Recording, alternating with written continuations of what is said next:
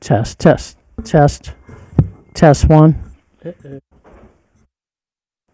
Test, test one.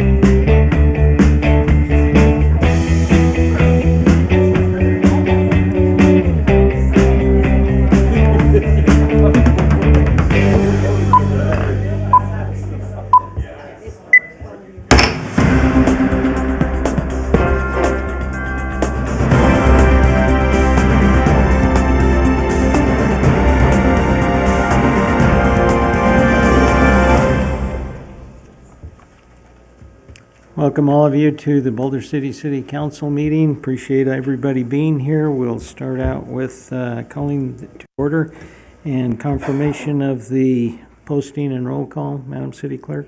Thank you, Mayor. The agenda was posted in accordance with open meeting law, and all members are present.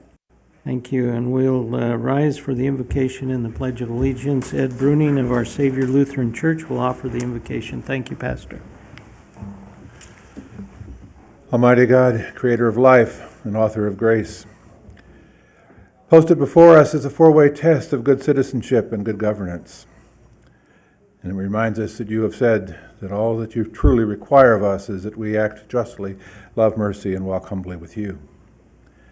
And yet we live in a world that is increasingly confused, and that foundation of truth that you have so generously provided to us, and all of that which is of your design, has often been clouded from us, and we find it difficult to perceive and therefore to act upon. But this city, in a beautiful country, Lord, that you have given to us, a land truly blessed, and a city that is cared for and that is valued, we seek to know and to do that which is true.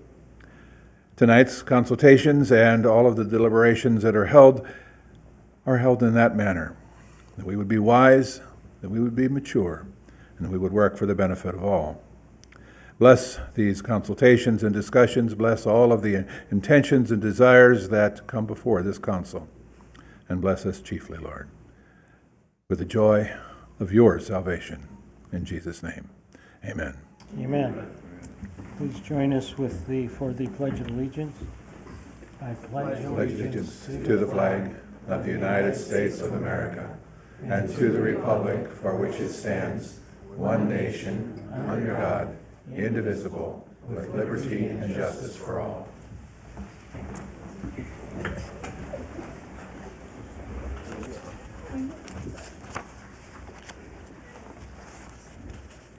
We have public announcements at this time. Councilwoman Yeah, just the councilwoman. Jorgensen, please.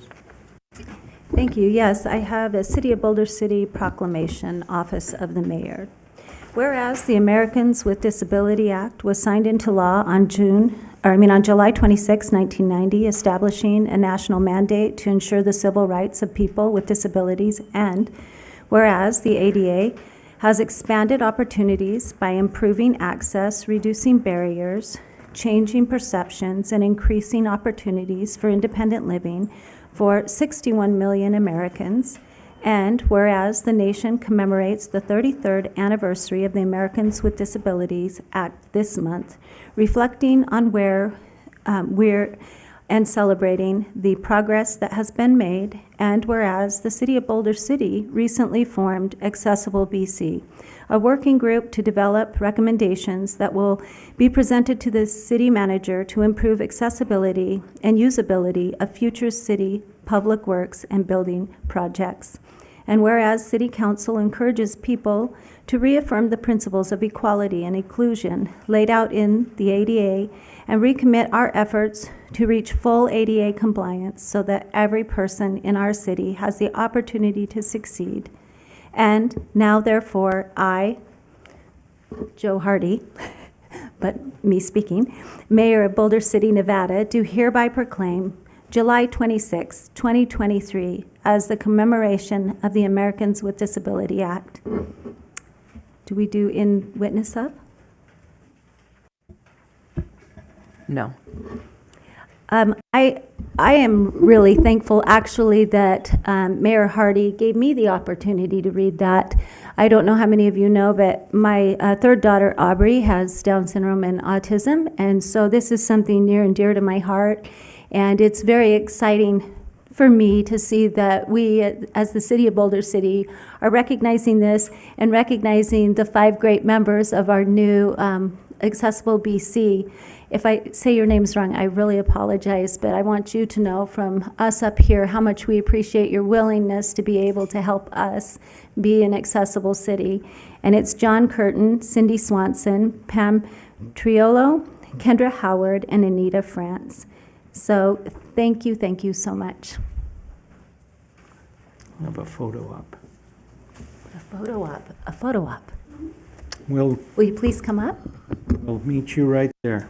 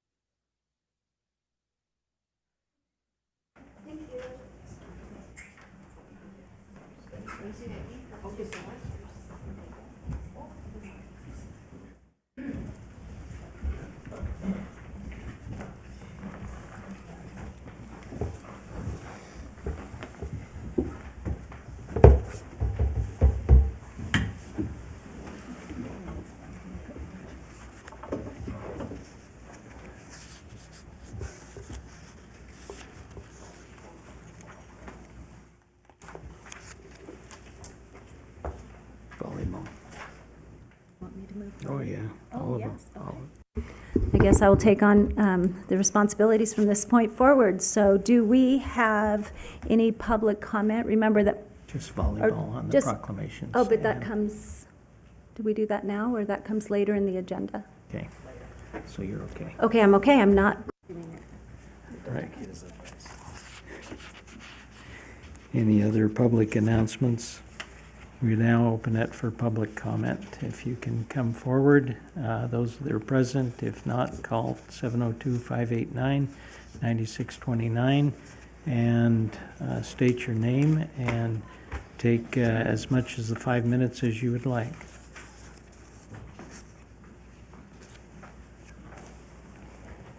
Good evening, Mayor, City Council. I'm Rod Woodbury. I don't want to take much time now. I will have a presentation in item number 17.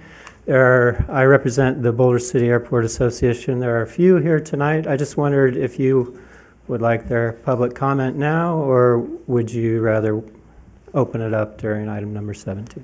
We love public comment. Any and all times? Can they wait till the agenda item if they want to? If you can represent them during the agenda item, that would be fine, but if they would like to have public comment now, we would appreciate it. Thank you.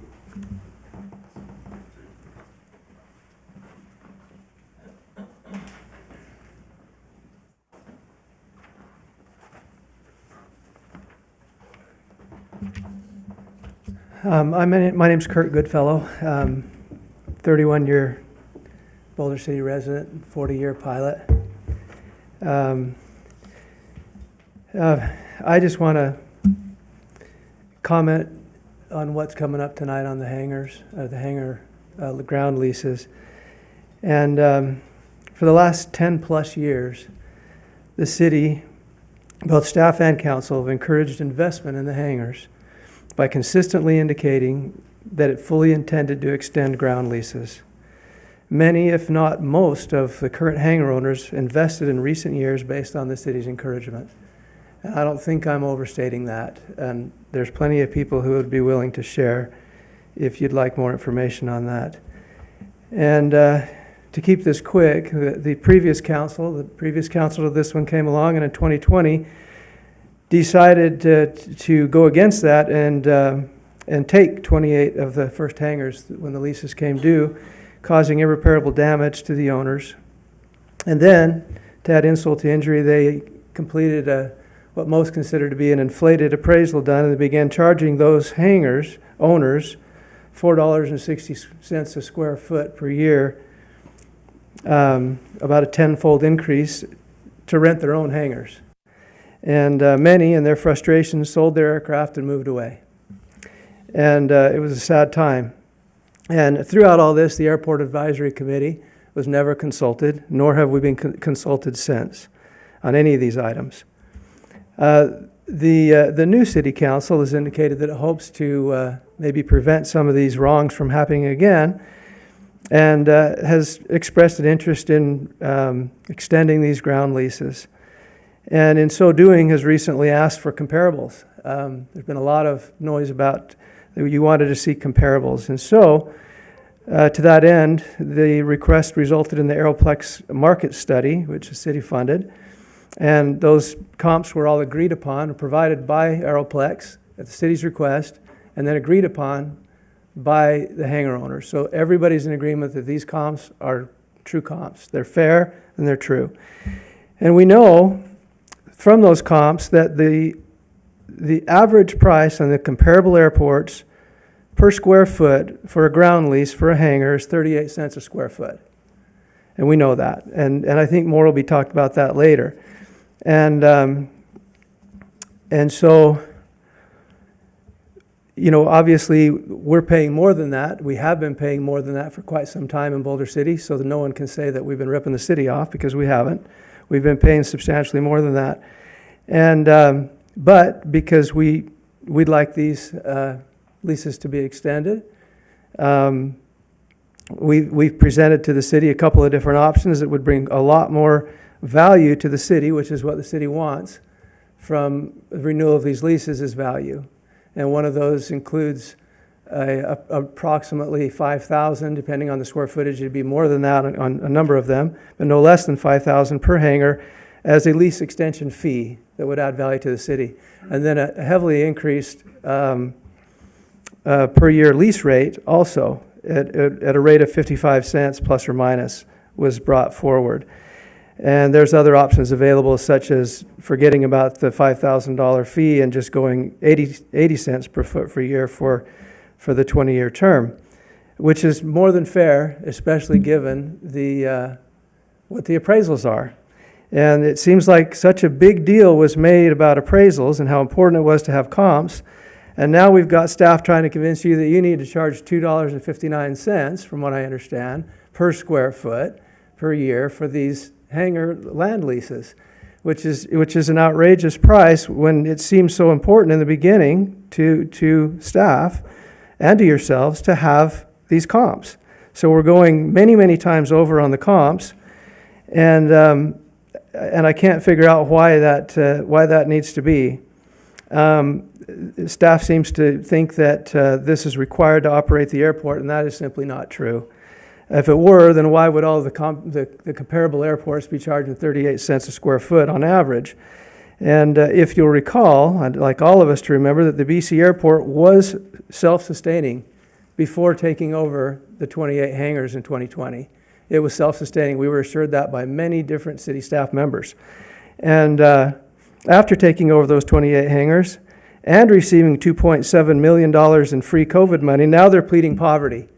And now we need this money for some reason. And I would just like to submit that maybe it's become clear that entering the so-called lucrative hangar owner business hasn't really done the city much good.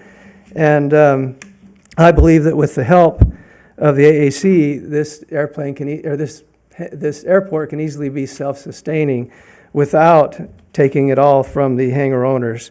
There are lots of other ways to do that, including reducing costs. Anyway, I think my time is up, but that's all I wanted to share. I just hope that it seems like some of these proposals that are offered today are pretty much reflective of what the past city council tried to do. And I don't think it's a good idea for us to carry on their legacy. Hopefully we'll do what's right for the city of Boulder City. Thank you.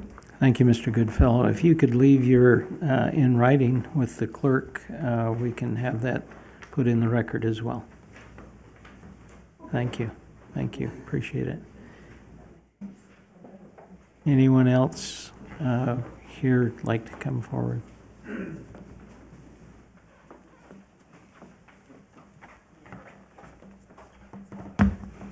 I'm Matt Reagan, longtime resident, Boulder City High School alum, and along with my kids. I started my aviation career right here at this old airport. My first takeoff and landing was at this airport, was at the old airport. And what I'm also most proud of is my youngest son also soloed at this airport and started his career, and he's now flying at Camarillo jump pilots. So this airport starts, is a starting point for a lot of aviators. And the only way that this happens is obviously if we keep the cost down. It costs down for this very expensive hobby. Not everybody can get into it. And as the prices rise, which that is essentially being promoted, or that's what we're about ready to face, it's going to, unfortunately, I believe it's going to just price a lot of young people out, a lot of the hobbyists, and it's just going to make it so that it's just cost prohibitive. And you can actually go down to the airport right now and you open up the hangars, the Nuno hangars, and you'll also see right there is there's more expensive airplanes in Boulder City in the last 2 or 3 years than ever. And that's simply because that the previous council, they've increased cost, And therefore, it is pricing us a lot of the little guys out of the market. We just won't be able to afford it.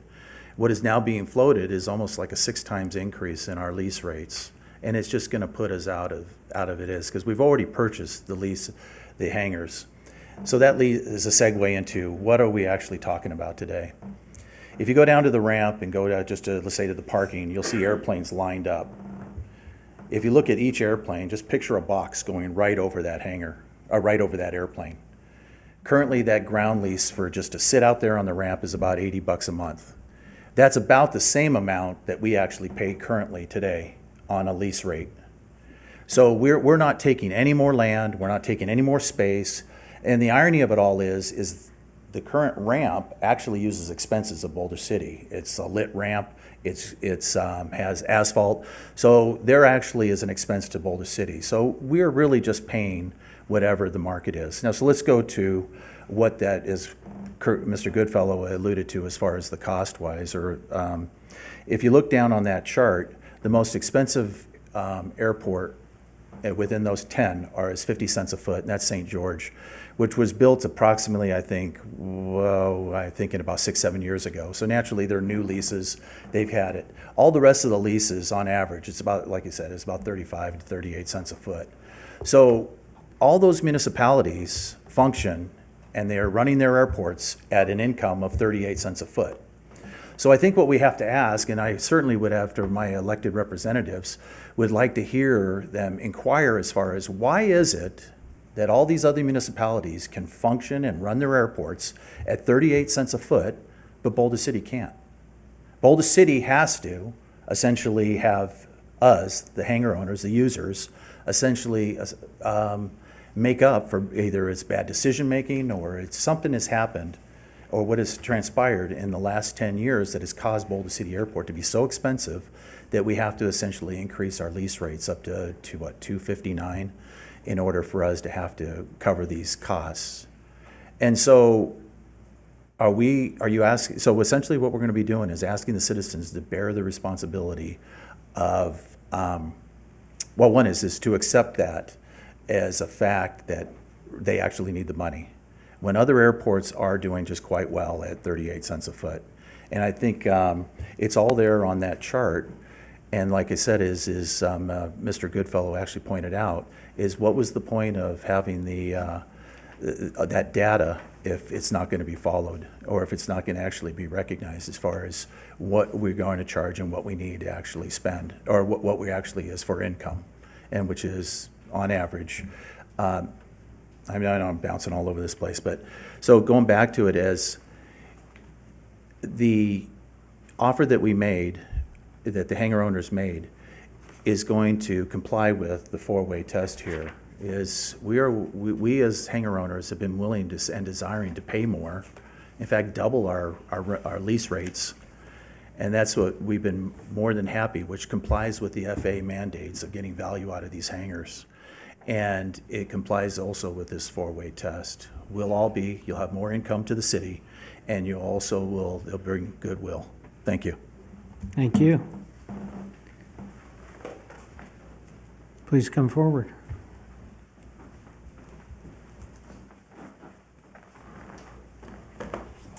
How do you do? Mark Berryalt. I own Hangar Tango Whiskey 3-28.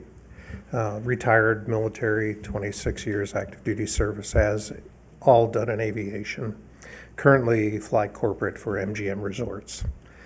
I missed your name. Mark Berryalt. I'm not going to talk about the financial stuff. I'm going to talk about what Boulder City brings to the aviation community.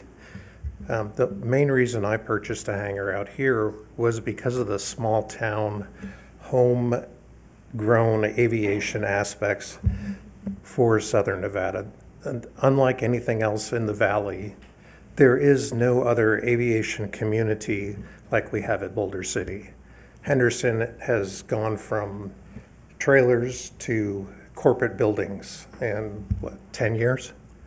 And you can't operate out of there unless you're a corporate jet or a turboprop. You're just in everybody's way. We know what McCarran's going through right now.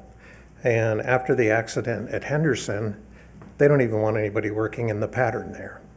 So Boulder City is the last bastion of homegrown, local Southern Nevada aviation. And if we price this all out, you know, where do we go next? That's all I have.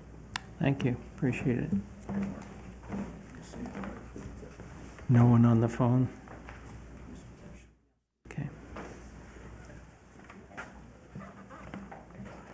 Good evening, thank you. My name is Mike Bruno, Boulder City resident, retired Air Force, retired airline pilot. Same thing, I agree with everybody said. When I retired, and I lived here back in the 60s when my dad was at Nellis, and I always wanted to come back. So when I retired, the first thing I did was come back and look for a hangar, because I have an airplane and I needed a hangar. I wouldn't have bought a hangar at Boulder City Airport. I'm sorry, I wouldn't have bought a house in Boulder City if I couldn't have bought a hangar at Boulder City Airport. Didn't want to lease one because you never know what's going to happen with the lease. I wanted to own it. I owned the hangar in Texas where I used to live. So I bought a smaller hangar, and later I was able to buy a bigger one, and now I'm stuck with the smaller one because I can't sell it because of the lease issue. So not all of us that own more than one hangar are in it to make money. I'm losing a lot of money on it. I just can't sell it now. So the problem that you have here is you're going to make this unaffordable for us. And when I look at this, what you're really asking us to do is pay to rent a hangar that we own, pay a full rate. If you boil all this down, everything is said in this display here, we're going to be paying for a hangar as if we were renting the city's hangar, when in fact it's one that we already own and pay for. Another thing that we bring to Boulder City, for example, you know, someone like me wouldn't live here, and you know, we contribute. I moved my family here. We contribute to the economy. We also give back a lot. There's a group of us that fly. How many did you all go to the parade on Sunday? Well, that was us. That was Boulder City pilots that did the flyby. And if you notice, if you listen, we do a lot of flybys for the Veteran Cemetery too, and we do them all over the valley. And how many little kids are going to say, "Hey, I want to go back to Boulder City next year because they have airplanes to fly over"? You're going to price us out because most of us can't afford. What's going to happen is when you raise the prices like this, basically 6 times, we can keep the hangar, but we're going to wind up selling it to someone from Henderson that gets priced out of Henderson, and they move up here. And then you're going to have a bunch of Henderson residents that own the hangars here or rent the hangars here instead of Boulder City residents like us. Thank you for your time. Thank you.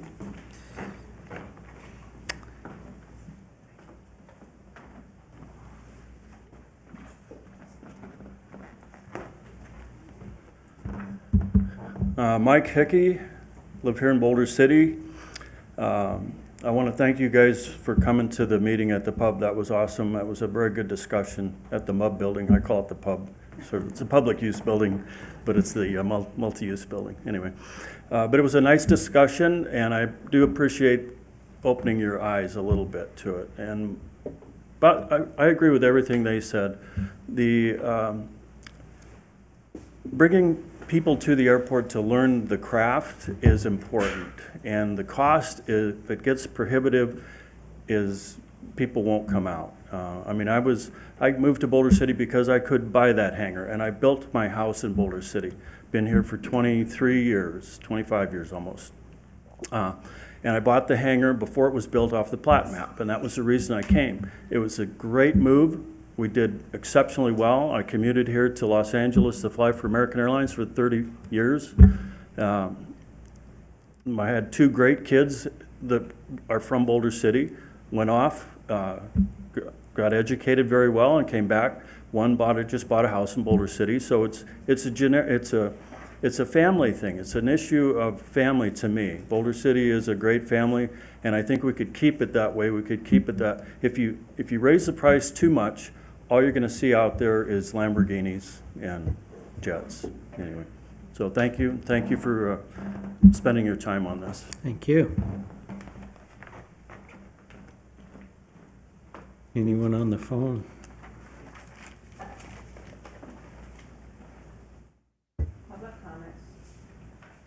Yes, this is Judith Hoskins. Go ahead. I would just like to comment that these are reversion clauses in these contracts, and all the council has to do is to abide by what the lessees decided to abide by many years ago and enforce that contract as a reversion clause contract. Thank you so much for taking my call. Thank you. Any other phone calls or written comments? Yes, I have a written comment.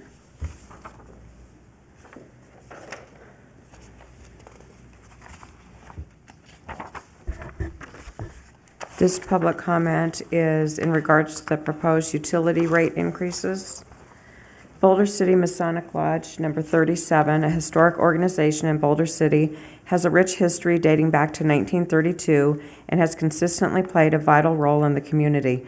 The proposed rate increases by the City of Boulder City could potentially jeopardize the lodge's ability to continue its charitable activities and would be unjust, particularly when considering the nonprofit status enjoyed by the local hospital. Here are several compelling reasons why Boulder City Lodge number 37 should not incur these proposed rate increases. Firstly, the lodge's history speaks volumes about its commitment to the community.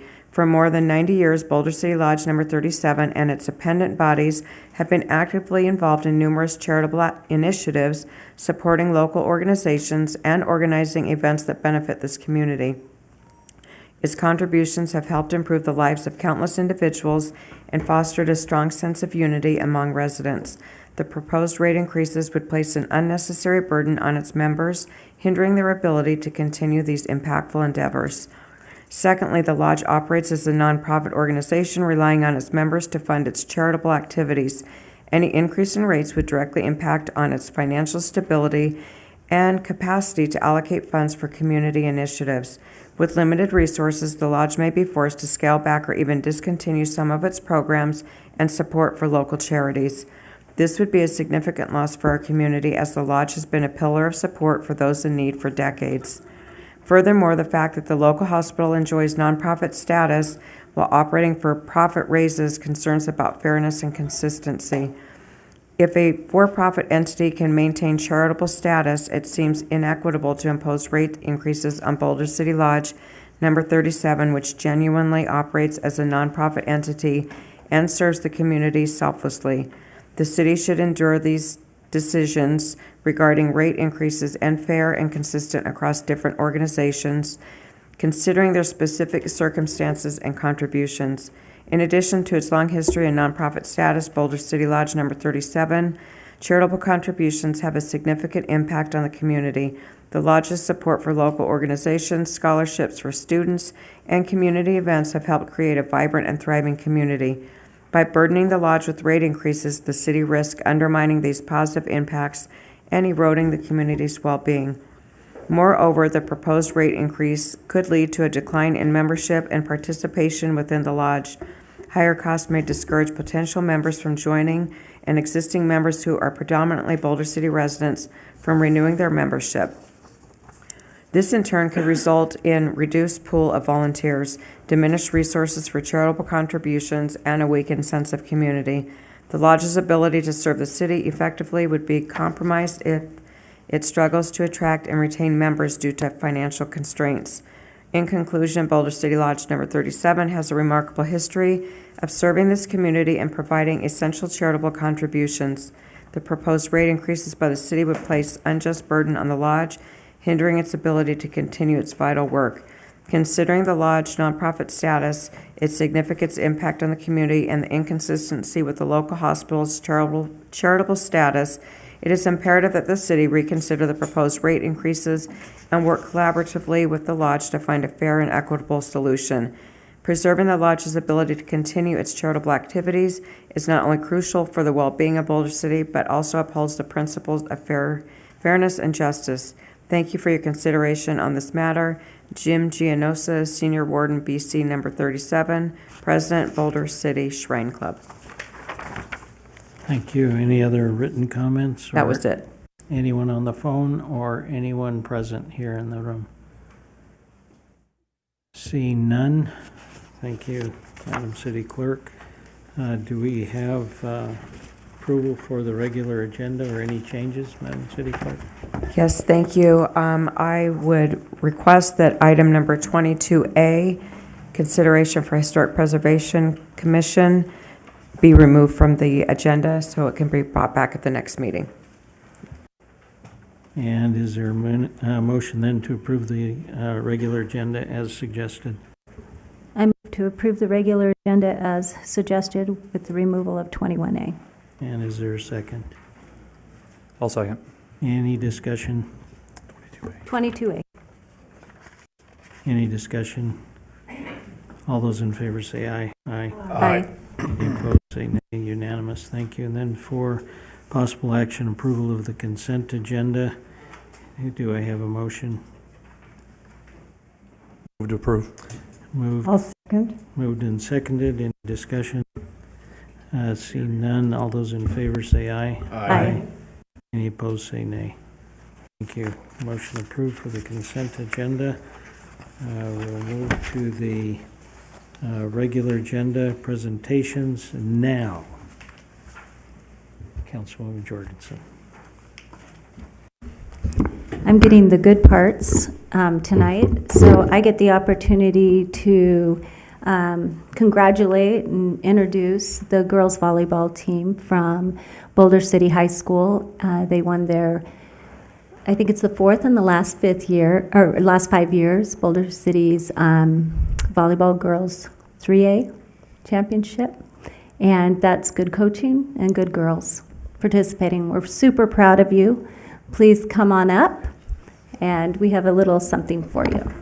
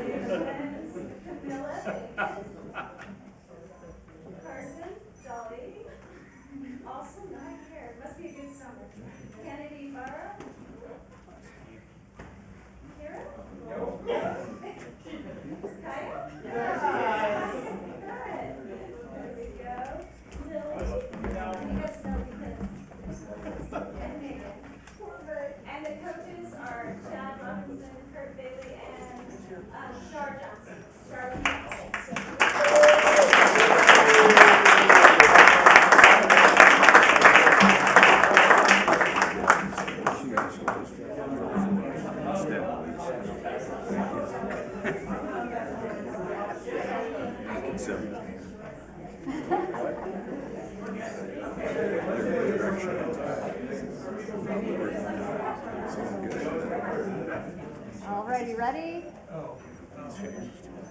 Thank you.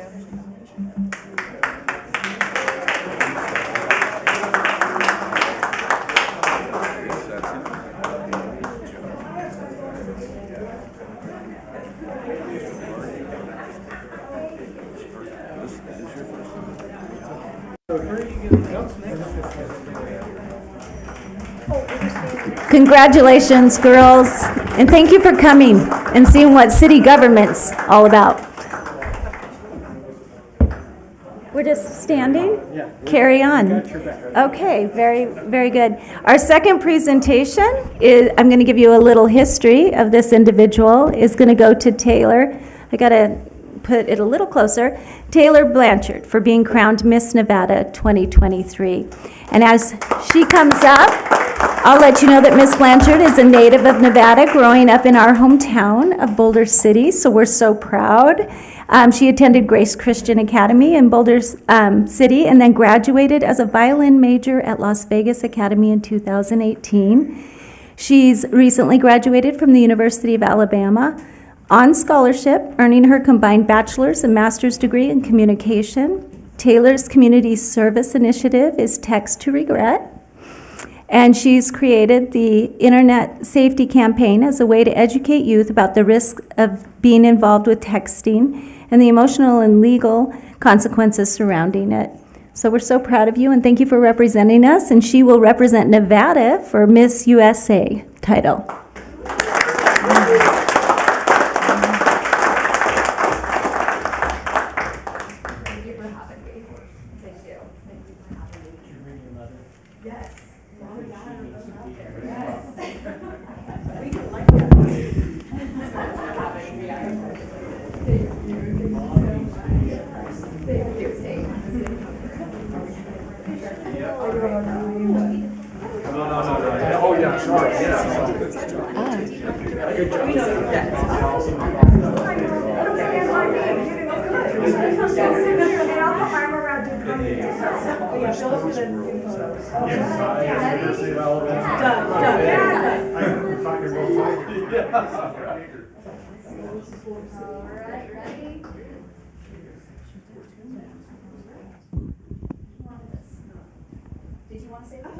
Sure.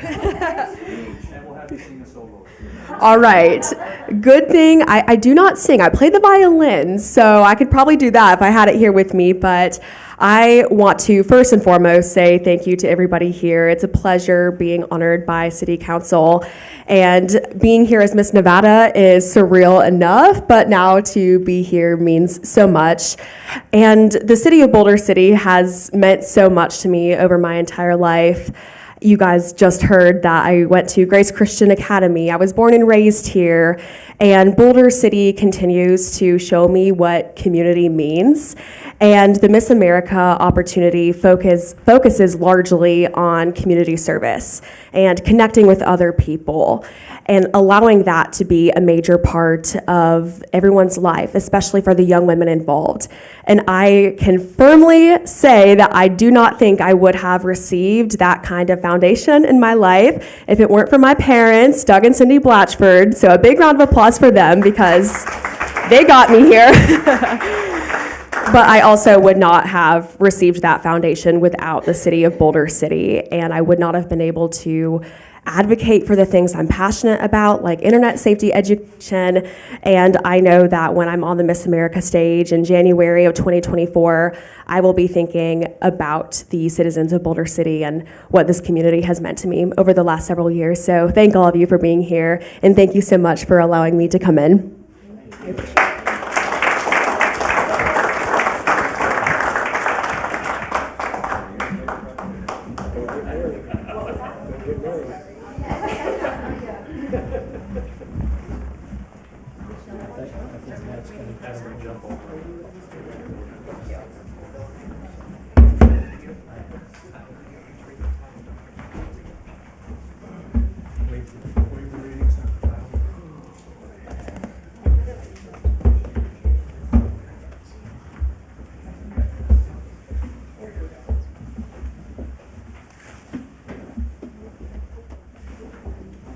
Only in Boulder City.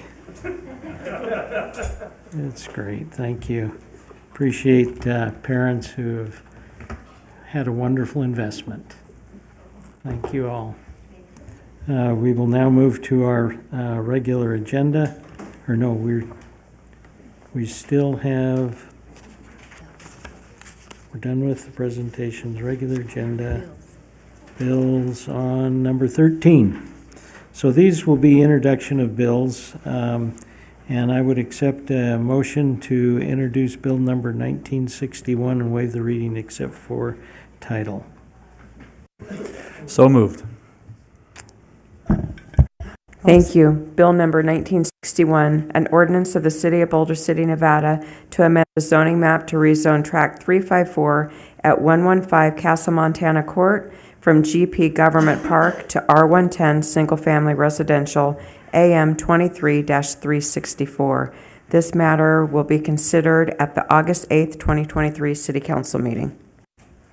Thank you. And then number 14, introduction of bill number 1962, waive the reading except for title. Need a motion? I move to introduce Bill number 1962, waive the reading except for title. Thank you. Thank you. Bill number 1962, an ordinance of the City of Boulder City, Nevada to amend the zoning map to rezone approximately 783.3 acres west of U.S. Highway 95 within the El Dorado Valley Transfer Area from GO Government Open Space to ER Energy Resource, AM 23-366. This matter will also be considered at the August 8th, 2023 City Council meeting. Thank you. And we need an introduction of bill number 1963, waive the reading except for title. Go ahead, Matt.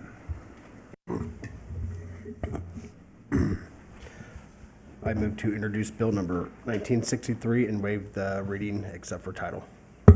Thank you. Bill number 1963, an ordinance of the City of Boulder City, Nevada to amend Title 11 of the City Code, Chapter 1, Purpose Definitions, Chapter 6, MP Mobile Home Park Zone, and Chapter 7, ME Mobile Home Estate Zone to allow for tiny homes, AM-23-365.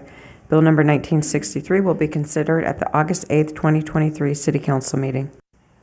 Thank you. And then we'll move to number 16, consideration of bill number 1960, an ordinance of the City Council approving agreement between City of Boulder City and Nelson Hills Energy Storage. Are there comments? Thank you, Mayor. I'm Brock Armitra, your contracts real estate manager for the city. This is to consider bill number 1960, which approves agreement number 23-2036 between Boulder City and Nelson Hills Energy Storage, LLC. A little bit of history. Last fall, the city issued an RFP to lease approximately 35 acres for potential energy development and energy storage.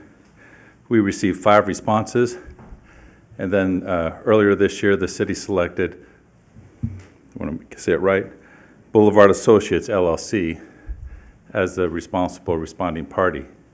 As is the norm with all of our solar projects, they then formed an independent LLC to enter into a lease with Boulder City for the lease of the property. So the new entity's name is Nelson Hills Energy Storage, LLC, which is a wholly owned subsidiary of Boulevard Associates. The initial annual rent for the site will be $200,000 per year until the site enters its commercial operation phase. At that point, the annual rent will begin at $601,536 and thereafter go up by 2% on each anniversary. In addition to the base rent, they will also pay an additional $2,000 per year per megawatt of energy storage available on the site. Based on their RFP response, there is potential of up to 350 megawatts of energy storage on the site, or if they do all 350 megawatts, an additional $700,000 per year in revenue to the city. The overall term for the lease is for 40 years with no options at the end. Any questions? Any questions? I have one question. Go ahead. Just if you don't mind explaining no renewal options at the end of the term. Many of our leases will have a base period, say 20 or 30 years, and then there'll be a clause that would allow them to exercise an additional period after the initial term period. Some are 5-year increments, others are 10-year increments. This particular lease, just when it ends at 40 years, it ends at 40 years, and there is no discussion for additional option periods. Is there any reason for that? Is that the term we like to go for with the energy production leases, or just what was negotiated? Okay, fair enough. Thank you. That's all I have, Mayor. Any other questions, concerns? So I have a motion to consider bill number 1960. I make a motion to go with 1936, I'm sorry. Did I say that right? 1960. Is there a second? I'll second that. Any discussion? Mayor, could there be clarification on the motion? Is that a motion to approve Bill 1960? It is a motion to approve Bill 1960. Thank you. Second still stands. Any discussion? All those in favor say aye. Aye. Any opposed say nay. Unanimous. Thank you. Thank you, Mr. Armentrout. Move to item 17, Mr. Tedder. Good evening, Mayor and City Council members. Taylor Tedder, your city manager here. Tonight you have several decision points ahead of you, but I will provide some background and then lead you through a decision-making process. In the past, the municipal airport leased undeveloped airport property to developers to construct aircraft storage hangars. The tenants were provided ground leases with an initial term of 20 years with a 10-year option to provide sufficient time for the tenant to retire the initial financing and to provide a reasonable return on the tenant's development of a facility. After the hangars were developed, the ground leases were subdivided and assigned to different individuals. There are 111 general aviation hangars on ground leases at the airport, and these ground leases expire over the next 5 years. We have 12 expiring September 27th of this year, 9 October 27th of this year, 16 expiring November 6th of this year, 12 expiring September 20th of 2024, and then 62 expiring November 30th of 2028. The lease agreements do indicate that once the leases expire, the land improvements become the city's property. However, through staff's research, extension is possible. On August 24th, 2022, city staff sought direction regarding the leases, and the city council at the time directed staff to solicit qualified companies to conduct an appraisal for a new lease rate once the current leases expire. So after the staff obtained appraisals on November 7th, 2022, those results were presented, which were $5.71 per square foot per year for a gross rate, and then $4.64 for a triple net rate per square foot per year, and that's the appraised average of the two appraisals. And the city council directed staff at the time to move forward with a 3-year, 2-year new lease option at gross value with annual CPI and an assignment clause which had staff approval on that. On March 14th, 2023, city staff presented an additional option of deferring leases to the city council, and the tenants presented their proposal at that time. The city council determined more time was needed to evaluate the issue, explore all options, and work with the tenants. So council did direct staff at that time to extend the lease agreements expiring in April and May of 2023 for 6 months. On April 11th, 23, the 25 agreements were introduced by bill, and then on April 25th, 2023, the 6-month extension was approved by ordinance. City council direction is needed tonight to determine how to proceed with the expiring ground leases. When the previous leases expired, the city conducted a market rent study in 2020 through Aeroplex Group Partners. Staff reached out again to Aeroplex to have them update their market rent study.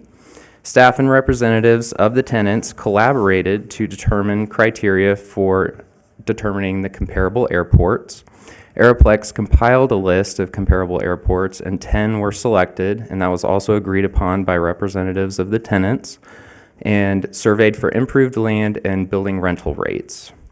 One change provided as a handout on the dais for this meeting, it was discovered that one of the comp airports was actually Mesquite, Texas, and we've had that changed to Mesquite, Nevada, as that's the airport that we intended. And that did minorly alter the market rent rates. So the building rates per square foot annually through the market rent study, the low was $1.30 square foot annually. The high was $4.30, with the median at $3.10 and the average of $2.59. The improved ground rates also range from 19 to 50 cents, with an average of 38 cents per square foot annually. Under the Federal Aviation Administration's grant assurances, the city has agreed to maintain and operate its facilities safely and efficiently in accordance with specified conditions. We've also agreed to maintain a rental structure for the facilities at the airport, which make the airport as self-sustaining as possible, and to not discriminate similarly situated users. Additionally, leases should not be a cumulative term of no longer than 50 years. The airport operates as a proprietary enterprise fund, which is a self-supporting fund. The FAA does obligate airports that receive federal funding to be as self-sustaining as possible, ensuring that fees and rental structures are maintained at a fair market value or reasonable for aeronautical activities and use. At the market rate study average, which is not an appraisal, for building rates of $2.59 per square foot annually, under an extension, the airport would, from my analysis, would modestly stay on route as self-sustaining at a low additional cost to the tenant, who would in return for the added value, which allows the airport to be in line with its grant assurances, would receive additional security through extension on their lease term. I did some math for a 1,085 square foot hangar expiring in November of this year. They're currently paying 51 cents per square foot, and that's about a monthly rent of $46. Under the $2.59 per square foot annually, the monthly rent would be about $234 a month, and that's a monthly increase of $188. And if you look at the deferral fee methodology, that if you look at it for a total of 20 years, that equates to about $2,250 per year of extension. With the projected revenues shown on page 325 of your agenda packet, the airport will maintain its emergency capital reserve, operating reserve, which consists of 20% of 1 year of operating expenses, and move forward with currently programmed capital projects such as the air traffic control tower environmental study, tower footing design, taxiway Bravo reconstruction, the precision approach path indicator replacement, taxi lane rehab, and access road and gate replacement, tower design and construction. Future land lease revenue from undeveloped land that's currently being appraised is not included in my projections, and the future land lease revenue for the undeveloped land would further add to the airport's revenue. Mayor, if I may, I'd like to walk you through the PowerPoint, and then after that, at that time, perhaps you can invite the tenant's representative, Mr. Woodbury, up to present. And then after he's finished, we could go back through my PowerPoint to actually make decisions on the decision points. Does that sound okay? It sounds okay. If you can, I wrote down some things. The way I see it, we have a decision on extension or new, the rate, the triple net or ground lease, the term of the length that's ongoing, an escalation or of some kind, signable options or fees, and the end of the lease, what happens at the end of the lease. Are those basically the kinds of decisions that we have to look at? Correct. Yes. Okay. So I could go through the Okay. PowerPoint and detail each of those. All right. But it looks like Councilmember Jorgensen might have a please. question first. Actually, I have a disclosure, and this might be a good time to read my disclosure so that we can continue forward. I'd like to disclose pursuant to NRS 281A that I have a commitment in a private capacity with one of the tenants impacted by this matter, Mr. Kyle Larson. My husband and I share ownership of a limited liability company with Mr. Larson. This LLC owns an airplane that is stored in Mr. Larson's hangar that is subject to one of the ground leases being discussed, and thus I also have a pecuniary interest in this ground lease. Nevertheless, I have been advised by the city attorney, and the Nevada ethics law favors the right of a public officer to perform the duties for which the public officer was elected, and because this hangar lease would not be impacted more or less than the other leases being affected, Nevada law favors and allows my participation in action on this matter. Thank you. Thank you. Any other disclosures? If not, please.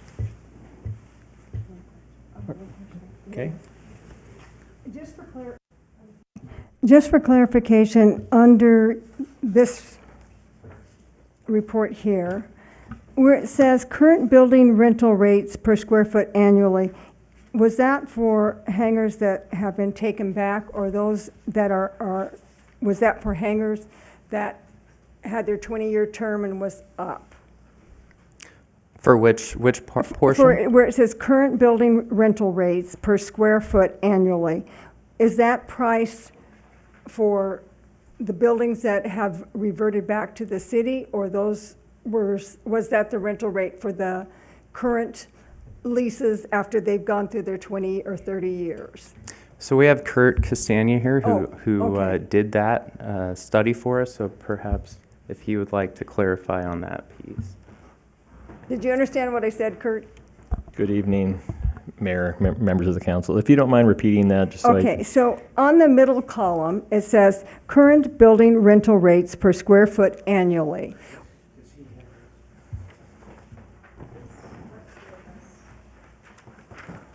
and it says current building rental rates per square foot annually. Is this rate figured, was this hangars, were they owned by the city, or are they hangars that they have done their 30 years and now they're going to a different rental rate? They're owned by the city. They're not owned by any private entity. Okay. Thank you. Of the 10 airports surveyed, 7 of the 10 have reversionary clauses.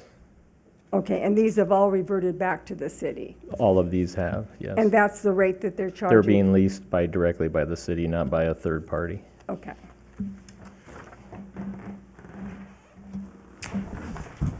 Go ahead, Mr. Tedder. Okay. So you have two main options regarding the leases. The first option is extension of the existing leases. So the city council can choose to extend these leases in exchange for value with the existing tenants. We know this can be a term up to 20 years to comply with the FAA's 50-year cumulative maximum. And staff does recommend that the tenants form an LLC or HOA and lease the groups of hangars built on pads that are otherwise connected by utilities, alarm systems, things of that nature, which they have indicated that's a possibility that could happen. Related to this option, I've laid out some advantages and disadvantages. So the advantages related to lease option 1 are it is responsive to the current tenant's request. It ensures continued occupancy by the existing occupants, and the airport does not have to take on the maintenance responsibilities of the hangars. Disadvantages, there is potential for inconsistency of ownership. There is an administrative burden of managing multiple tenants with little control over the occupancy, but that is it. And then potentially less revenue. So I'll move on to the second lease option. So this is when these agreements expire, the city could again enter into new lease agreements for the hangars. So pursuant to the city charter, the property must be leased at the appraised value. So that's the appraisals that were done previously that I mentioned, not the market study value. And under Nevada law, long-term lease agreements do require the city to use a competitive RFP process to offer the property for leases with 1 year or longer in term. However, there is a provision in NRS 268.064, which allows the city to lease property less than 25,000 square feet directly to one person without going through the competitive process. The only caveat with that is it cannot be a maximum over 3 years with a 2-year option. So the advantages to this option, there would be consistency of ownership. It may allow those on the waiting list opportunity for hangar occupancy. There's potentially increased revenue and more control over the occupancy. And then this is the option that the FAA had recommended through their guidance in their publications that we read. However, the disadvantage is that it does not address the tenant's request for extension. So we have option 1 and option 2 related to the leases. And then we have many other options related to the leases.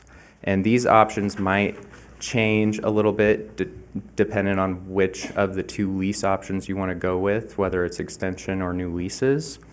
So here we are with the annual lease rate.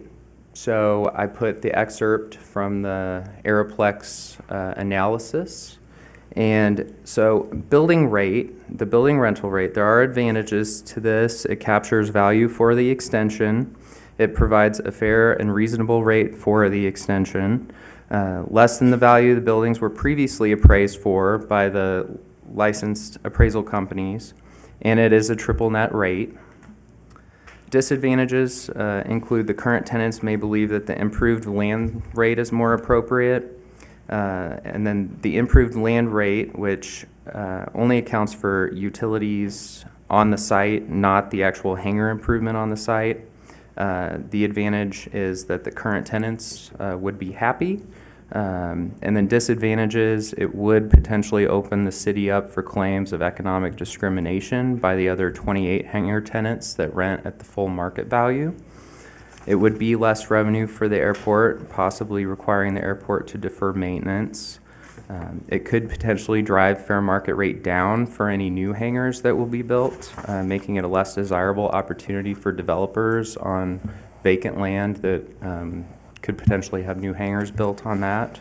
And it does not capture the value of the hangar for extension purposes. And I also put the full analysis on there, but I think you can read the one on paper probably a little easier. So then we have the lease language option 2. So this is gross or triple net. So gross would be the city would be maintaining the hangar, and triple net includes the tenant responsibility for maintaining the hangar. So advantages for gross, there is city control over the hangar maintenance, but the disadvantage is that it's increased cost and requires additional personnel or a management company. With triple net, the advantage would be the burdens on the occupant to maintain the hangar.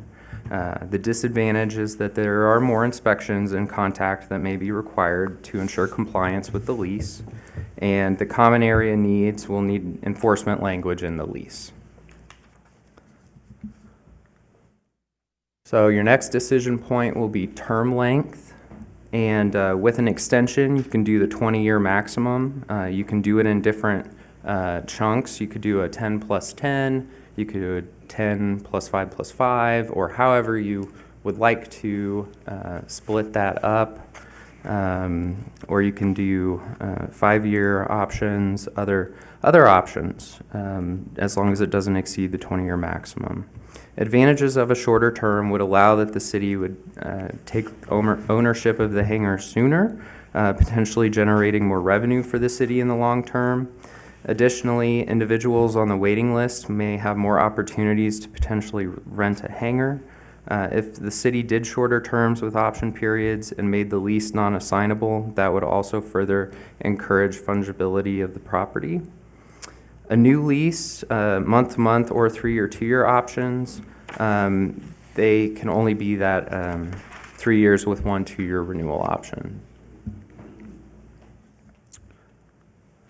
So escalation clause, currently these have CPI language in them. Would you want it based on CPI yearly or based on other factors? Assignment terms, is the lease assignable? If so, is there an assignment fee? The advantages to this, tenants may appreciate being able to assign their leases once they may not have a need for it anymore. The disadvantage is there is potential for diversion of airport revenue and less control over the occupancy.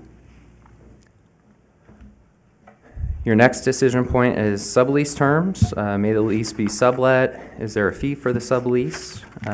Advantages are that tenants may appreciate being able to sublease the hangar. Disadvantages are potential for diversion of airport revenue and less control over occupancy.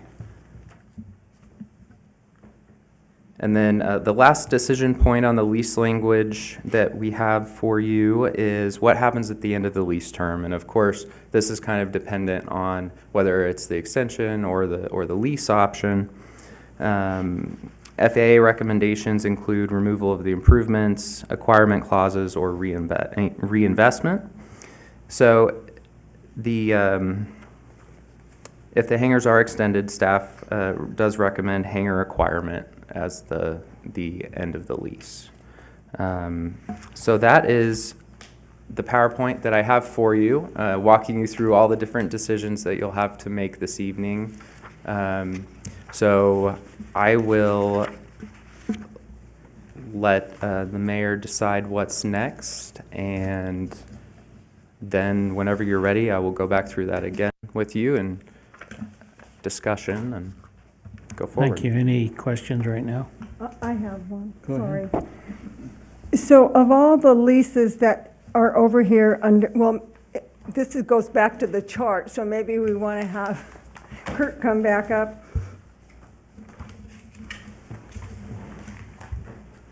So some of these I'm noticing, like the bottom three of this lease, they're all net leases. But the other leases up here, were all of these net leases, net leases, or are they just all, because it looks like some of them were gross leases in this mix here.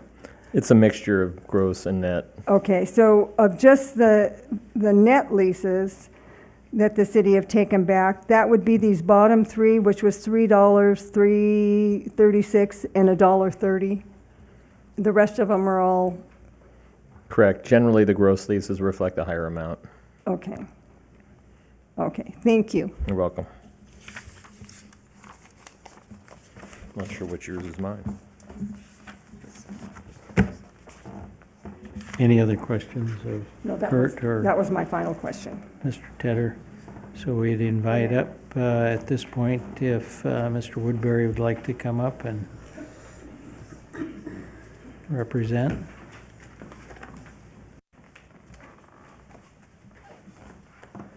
Thank you, Mayor, City Council. You're allowed to take more than 5 minutes on this time. All right, that's good news, because I have more. Okay, I do have a PowerPoint, if we can get it up, and I also have copies here.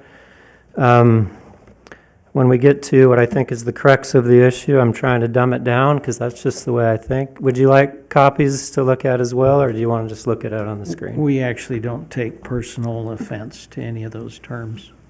Okay, good, because I don't either. Thank you. Yes, we would all like a coffee. Okay.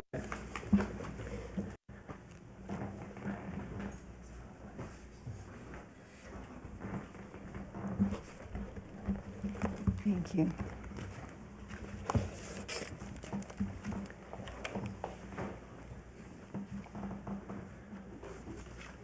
So I was trying to put this together really quickly. Disclaimer, it could have embarrassing things in there. I don't know. I was thinking a lot about being on the beach and drinking a pina colada, so if there's a picture of me in there doing that, then I apologize. I could tell your mother. You could. Okay, so no fancy logos, but we'll try to go through this. Hopefully I can figure this out.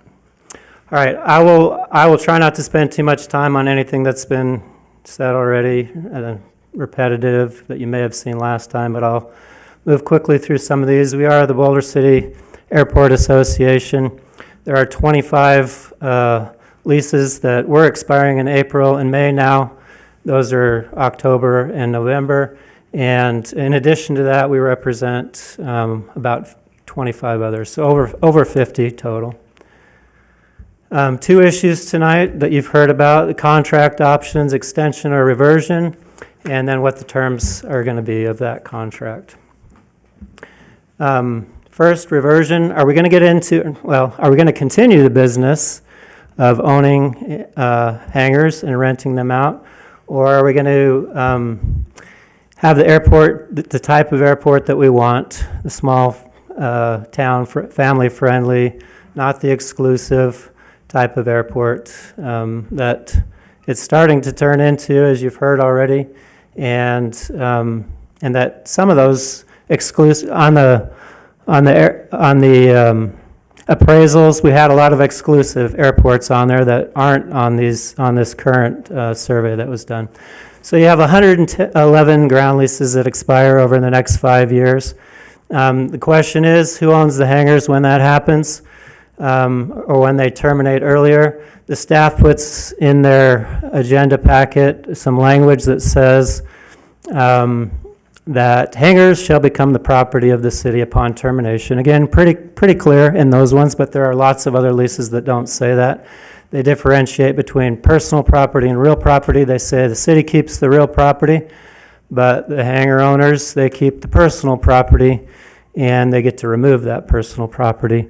And so this, if they were crystal clear, we wouldn't have on the consent agenda tonight Rob Martin getting over $150,000, because that's what happened. He didn't agree, and he went and litigated. I'm not saying everybody would litigate, but some owners might litigate who feel strongly about it or who have the wherewithal to do it. That's not what we want.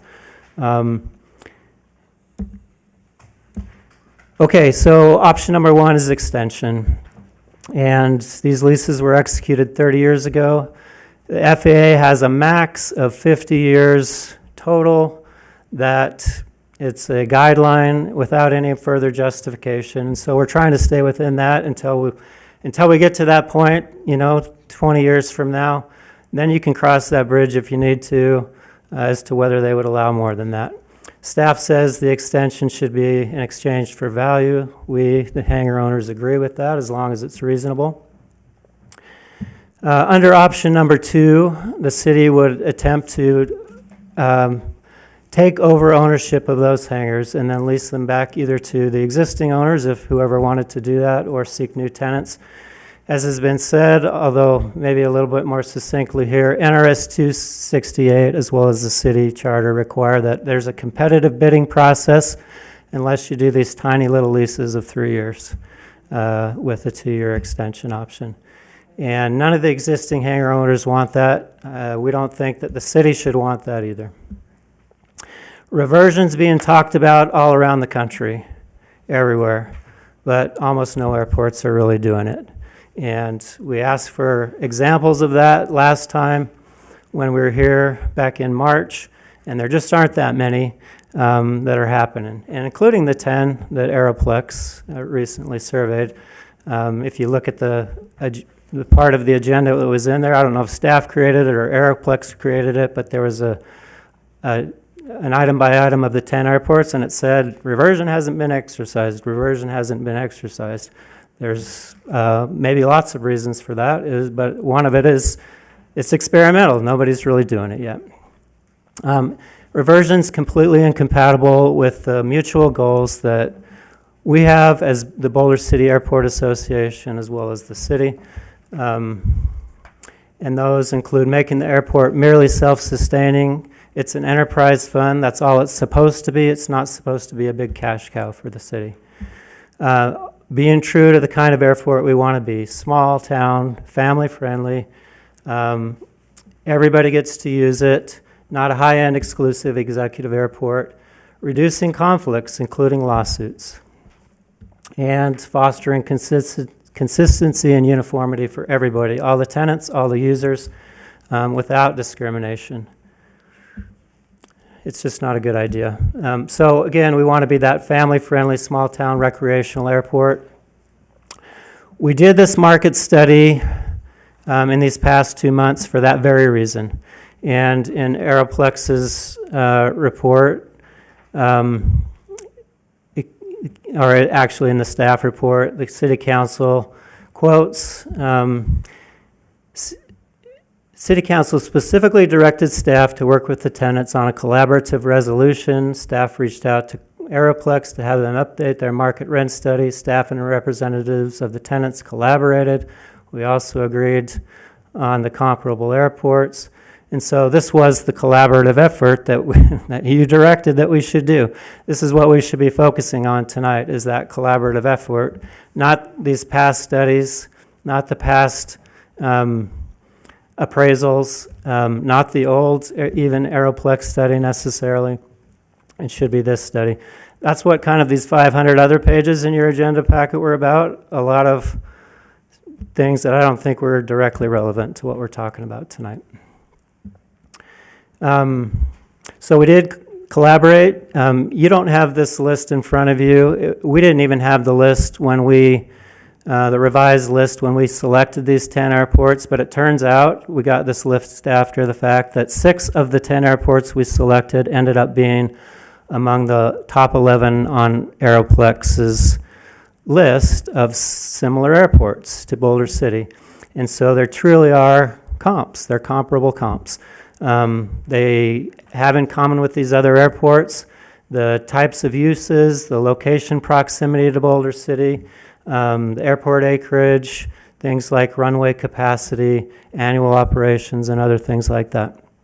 So you can proceed with some confidence that what you're looking at with the latest study by Aeroplex is going to give you some idea of what really is comparable out there.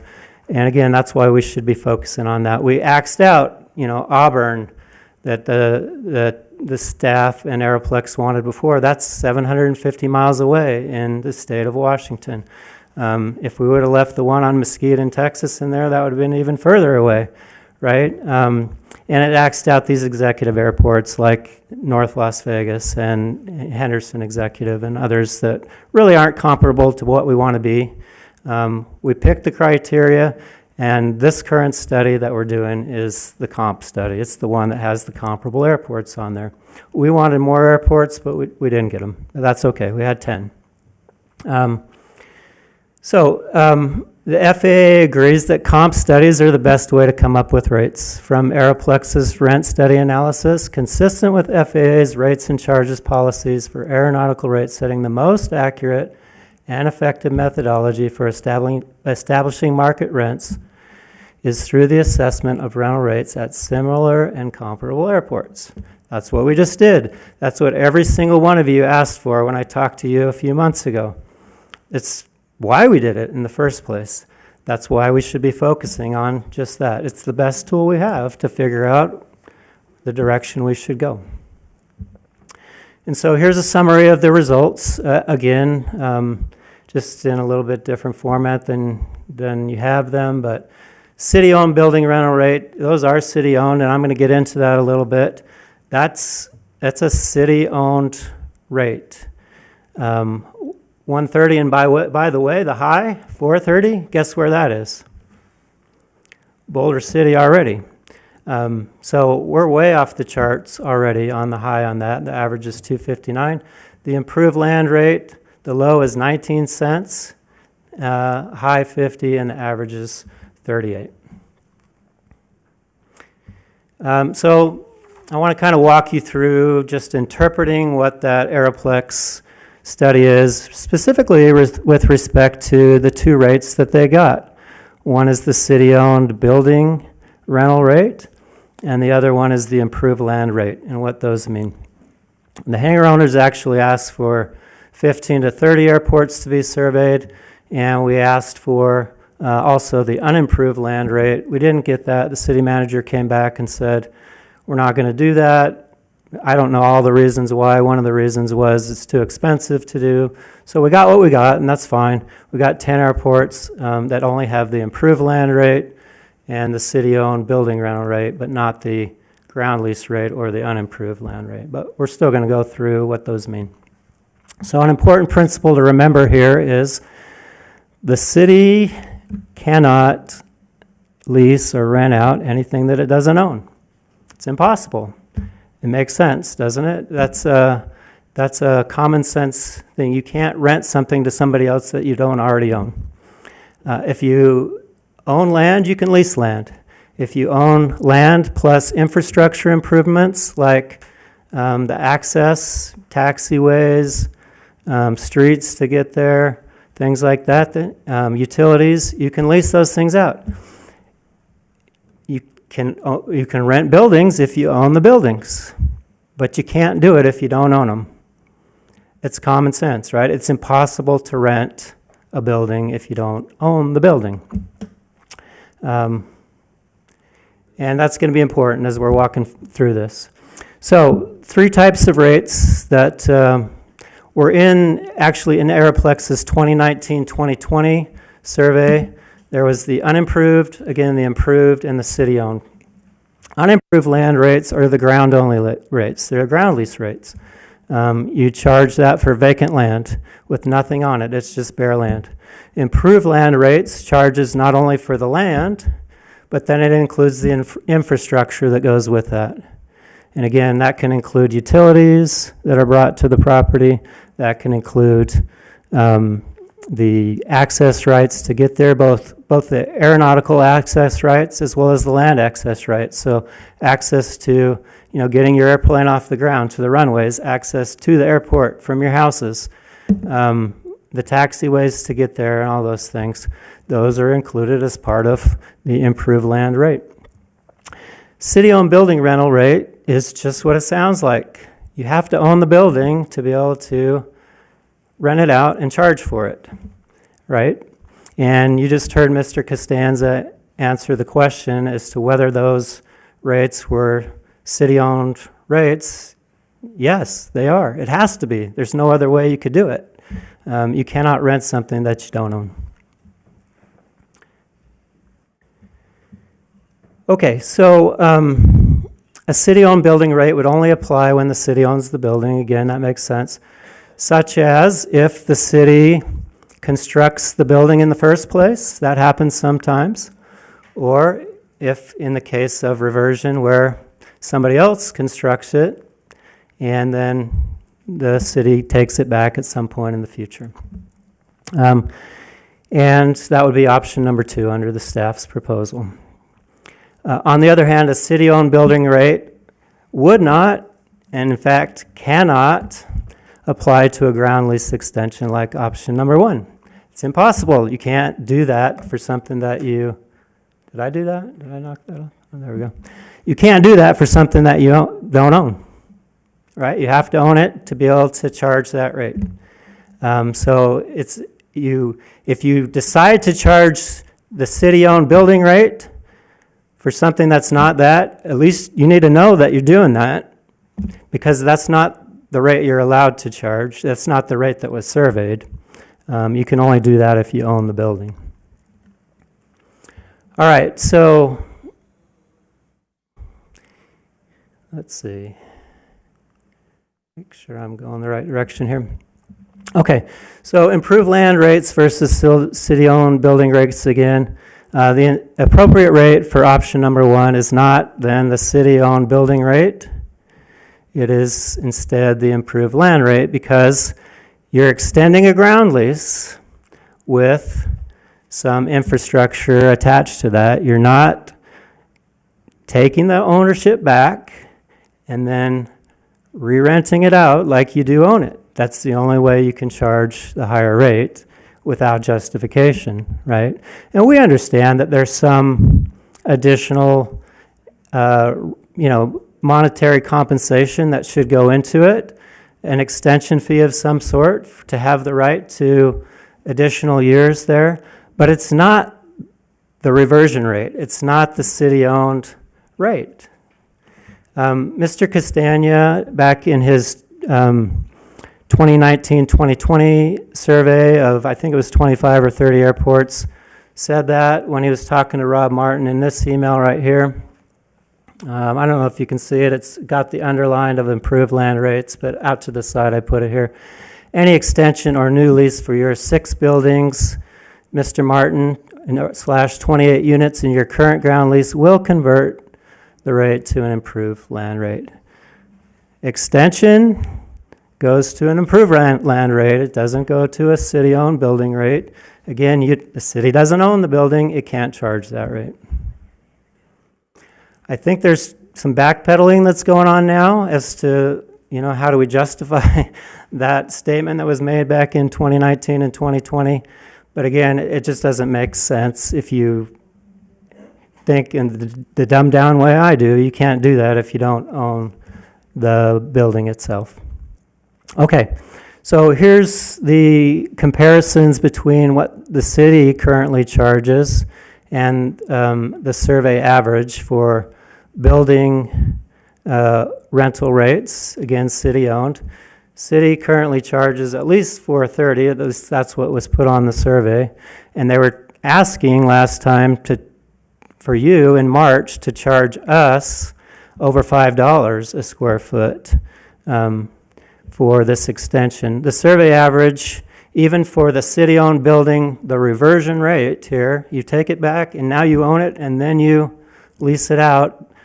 The survey average of these comparable airports, which we've all agreed are comparable, 6 of the top 11 are right there in our list. It's, $259. Okay? Improved land rates.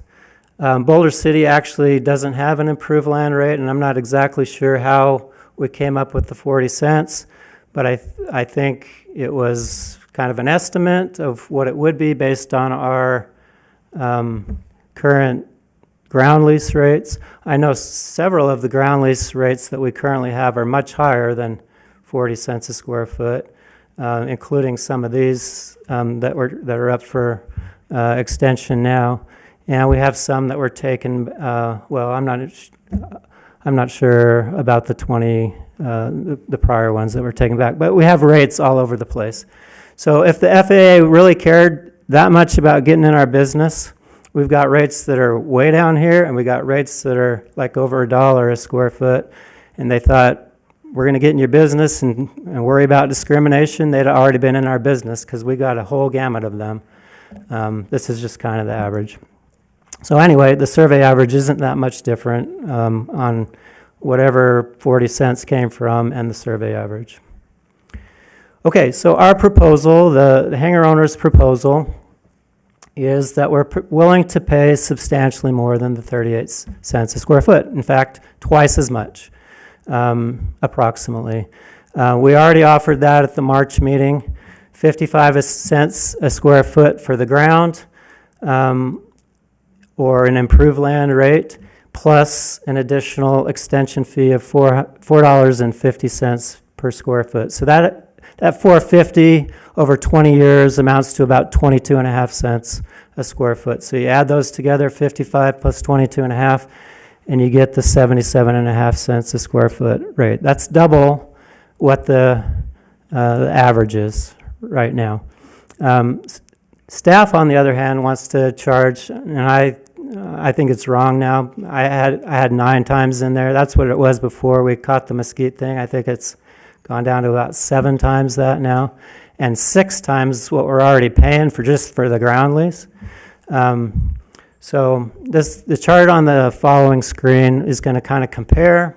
And so now we're kind of getting to that second prong of, once we decide on reversion versus extension, and again, we want extension, then what are the terms of that extension? You saw a chart similar to this last time, and I'll just go through it quickly. We all agree that it can be extended for up to 20 years. Our proposal is to, in fact, do it for 20 years. If it's important to do it for a little bit less with some options to extend, like a 15 plus a 5, we can talk about that, but we definitely are proposing the full 20 years. The uniform lease agreement, we agree, and I can talk about that too. I've looked over the one that's in the staff report. It is a reversion type of a lease. But I liked the lease. It was pretty good, pretty darn good. It could be tweaked just a little bit to become an extension lease, and you don't have to go spend boatloads of money to do that, to make sure that we have a solid lease. Yes, it should be uniform for everybody. It should have a uniform and clear reversion clause. Again, I showed you earlier that they're all not crystal clear. Here's your opportunity to make them crystal clear. Say that the city gets the hangar when it's all done. All ground lease tenants and hangar owners sign extensions. Yes, and not just for this year. We'll go out and get the ones for 2024 and 2028, so you don't have to come back and do this again next year. I'm confident that we could, and I already have clients among that are in the 2024 and 2028. An owners association or an LLC, yes, we agree on that. The first time I heard that it was going to be and I apologize if it was my misunderstanding, but my understanding was that the LLC or association would just be in a liaison with the city. In other words, to allow better communication with the city as well as access for the city to common areas, fire improvements, inspections and things like that, so that the city would have ease of administration. We still are in agreement with that. It sounds like, in talking to the city attorney about 2 weeks ago, I think it was now, and I kind of heard it today, it sounds like they want actually to have that LLC be the sole tenant of the cluster, which we think would be harder for us to do. But we're in agreement with the idea of an association where, the city can have access, can ease its administrative burden. It's not dealing with so many people to get into this single cluster and to manage it. The lease rates, here's where we differ. Here's a typo because I got a check mark out to the side and I had some boxes down below, but so it should be actually an X mark here because I was just moving fast. But the lease rate, they want $259, Again, that's 7+ times as much. We're offering 55 plus the 450 extension fee below. That's 2 times as much. We believe that's reasonable. It's way more than reasonable given the market study. It's 2 times the market study. We're already off the charts in Boulder City, and it puts you even further off the charts for getting double market value for those rates. And the annual CPI increase, we agree with that. I think staff said a 2% floor and a 6% ceiling, I think is what they said, so it would never go low. You know, even if CPI were 0, you would still get 2% per year. Even if CPI were 8, it would be we'd be no more than 6%. We think a more reasonable would be about 3% is the normal cost of living increase that you hear about, so a 2% floor and a 4% ceiling would be more reasonable to us, but if it has to be 6%, that's fine. We're in agreement with the CPI increase. I couldn't do the math quickly enough on staff's, but our total for the extension, just for the extension fee part, the 450 part is going to be $843,000 for renewing the 2023 4 and 8 leases. So, does the airport have financial woes right now? There's a comparison, 7.77 compared to 259. The staff is saying we need that much just to be self-sustaining. And we talked to Mike Williams of the FAA and asked him a lot of pointed questions. And he says, you know what? And Aeroplex's 2019 report even says this. The FAA doesn't get in your business about those things unless there's a huge surplus of funds in your airport fund. And then we're going to look at it and say, what the heck's going on? It's an enterprise fund. Why aren't you spending it on airport stuff? And so, we can be, there's a lot of flexibility in what you can do here. And self-sustaining means self-sustaining over time. It doesn't mean you have to put everything on the backs of just the hangar owner tenants. You got to look at commercial tenants as well. You got to look at the FBOs, and you got to look at that at a reasonable self-sustaining over time. That's the way the FAA looks at it. Back in March, we had this kind of last-minute surprise that the airport fund is all of a sudden bankrupt. We're not going to be able to sustain it if we don't exercise the reversion clause and charge over $5 a square foot going forward. And then, we didn't have anything, everybody was appalled at that. How come you didn't tell us before? What's going on? And then there was kind of some backpedaling on that. Well, that was just our projection. We thought, we had to project the budget based on what we thought were funds we were going to get, and we thought we were going to get the reversion funds, so that's what we put in there. Now, in the backup documentation, it says the airport has delayed preventative maintenance due to budget limitations in the past, and that at the market rate study average for building rates of 272 is what it was, now it's down to 259. The airport would modestly stay on route as self-sustaining with a conservative 2% annual CPI escalator. That's a statement that's in your packet, but there is absolutely no backup documentation for that whatsoever. And given what we went through in March, that's surprising to me that we wouldn't have backup documentation. We're making a huge decision here that's been years in the making on a volatile issue, and something that was raised in March that how come you're surprising us? And now we're saying these types of things and we don't have backup documentation again and making a big decision. They want you to make a big decision. The staff further states without any support that the airport is projected to operate at a self-sustaining deficit until 2028 under this scenario due to FAA funded projects that require matching funds, although as the city manager mentioned, future land lease revenue from undeveloped land currently being appraised is not included in these projections. So your ideas of creating more hangars and getting more funds, if that pencils out for you, that should factor into it too. That's something that should be considered. It's not just, we find a cash cow, let's put it on the backs of these airport users. But more importantly, where's the backup now? You can't make a decision without the backup. You can't ask questions without the backup. There's no supporting calculations. There's not even generic wholesale numbers in there to justify it. It's just these broad statements that we're going to be operating at a deficit. We can't do these projects. Well, I can't respond to that and you can't ask questions about it because we don't have the information. So there's no detailed accounting. There's not summary numbers. We heard Mr. Goodfellow talk about CARES Act funds. There's no mention of that and how that factors in.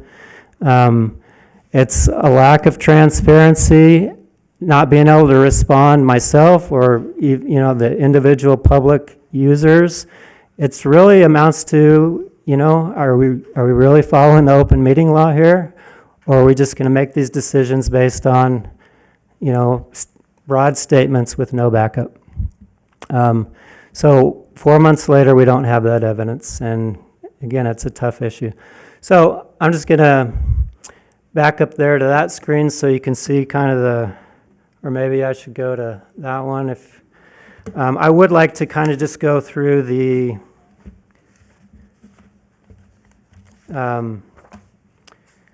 staff's PowerPoint, just so I can address the issues that the city manager is going to come back and talk to you about, just so we're clear on what we're agreed to here. If it's an extension, the city staff told me today that would mean that's inclusive, so there's not an additional ground lease rent, and they can clarify or correct me if I'm wrong.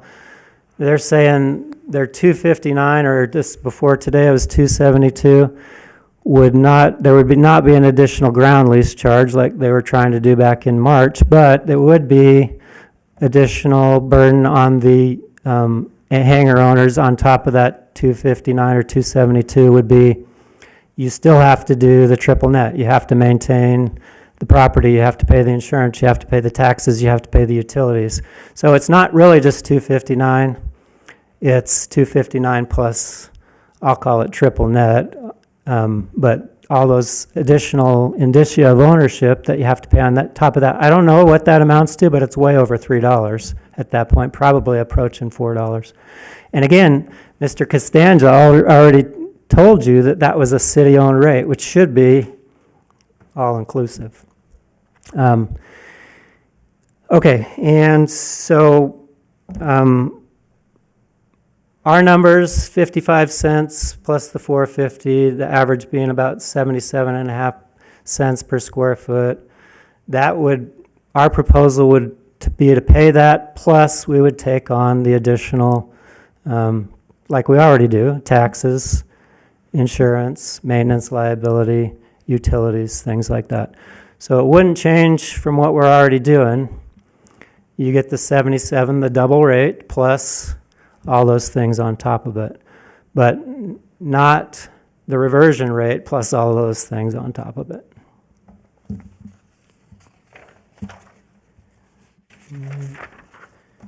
Term length, again, we're proposing 20 years. If it has to be 15 plus 5 or something like that, that's certainly negotiable, although we think it's reasonable to just go to the max the FAA allows, and you can cross the bridge for more when you get to that point. None of us will be around, but somebody else can decide that. At this point, you would have a reversion clause, so you could take it back if you wanted to at that point. Escalation clause, I already talked about, but just to be clear, we're in agreement with it any way you want to slice and dice it. If you want to do it CPI and just see what CPI is every year, we'll do it. That's the way it is now.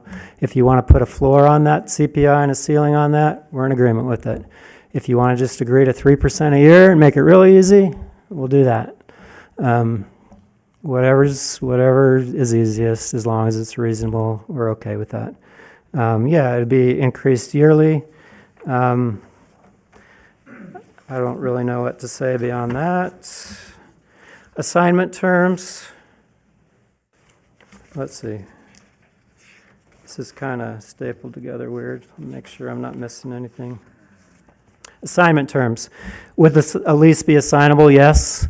We would think that it should be. We own the hangars. We ought to be able to sell those hangars to somebody else if the need arises for whatever reasons, because of a death in the family, because we're moving away, because we just don't fly anymore. Whatever the reason is, we ought to be able to assign it. The city staff, in their report to you, the staff report says they'd rather have it be a fixed fee.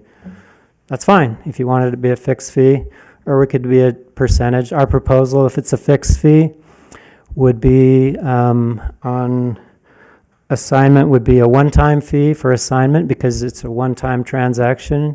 So it would be an administrative fee that you'd be giving to the city to allow it to, all the administrative time to get a new owner on board, figure out who they are, make sure they're signed on the dotted line, make sure they're bought into all these terms. $250 would be reasonable to us. If we need to negotiate that, we can. We could do it a different way, but staff said they wanted it to be a flat fee amount. Sublease terms. May the lease be sublet? Yes, it should be allowed to be sublet.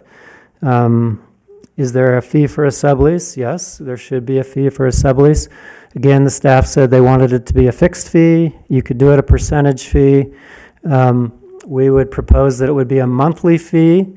In other words, since you're subleasing to somebody that's going to be paying monthly, you can continue to collect monthly from that subtenant. And so that should be passed on to the city council. And we would propose that it would be a $50 per month fee. So, that's $600 a year times however many people that are subleasing out there. It could be done a different way, but that's the way staff said they would like it done. What happens at the end of the lease term?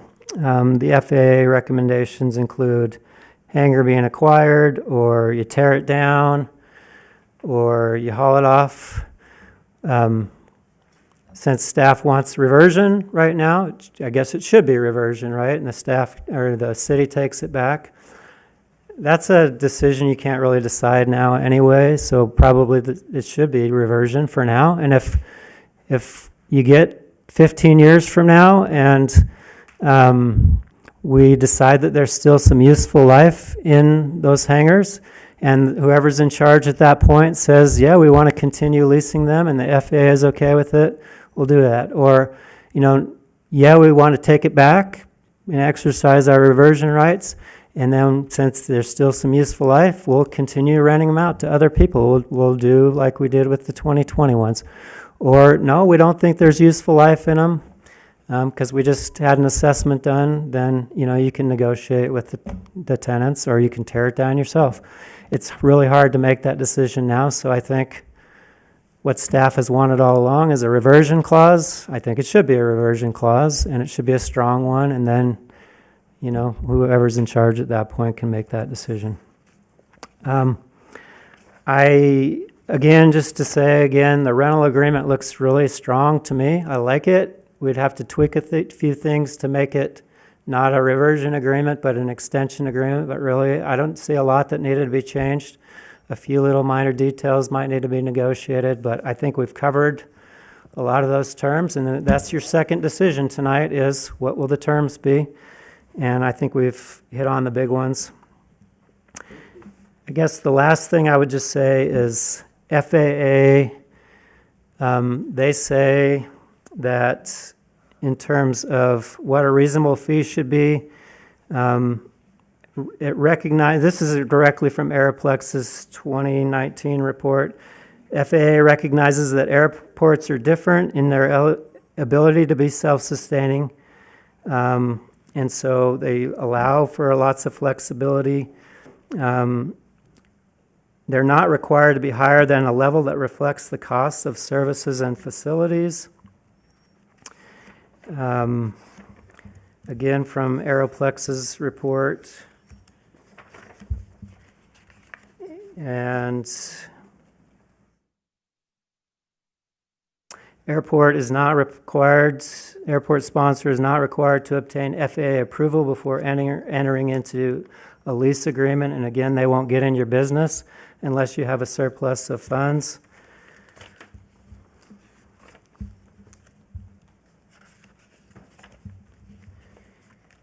And I can't, let's see. Would it help you if people are allowed to ask you questions at this point? It would. And the other thing it said in here, well, I'm just going to summarize, is it said there should be negotiations between the tenants and the city, and that's a good thing. It helps you arrive at a fair and a reasonable rate. I'll try to answer questions. All right, questions? Okay, Councilwoman Wu. Mr. Woodbury. Mr. Woodbury, on triple net, does that mean that if I'm the owner of a property and I have a triple net lease, that I'm not responsible for anything on that property? Or are there certain portions of the property that I would be responsible for? So it's a weird dichotomy when we're talking about triple net here, because we're talking about two different animals. In one scenario, we're talking about reversion, where the city actually owns the property. I'm just talking in leases in general for people to Yeah. understand. So like if the roof blows off, Right. who would be responsible in a triple net? So the owner would be responsible in that case. If the city owned it, the city's responsible for structural issues and lots of times like HVAC issues and, things that are attached to the building. They're more real estate as opposed to what's so the tenants maintain responsibility to ensure like their airplanes or the stuff that's inside, but the city, if it owns it, has to be responsible for those things. So, yeah. Okay. And could you one more time for us kind of go over, just very briefly, the difference between the real property and the ground lease? I think to make that clearer for me.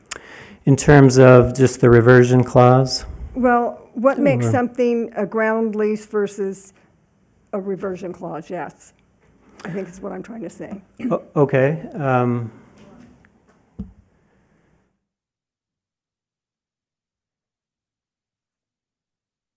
Let me make sure I'm talking about the right thing here.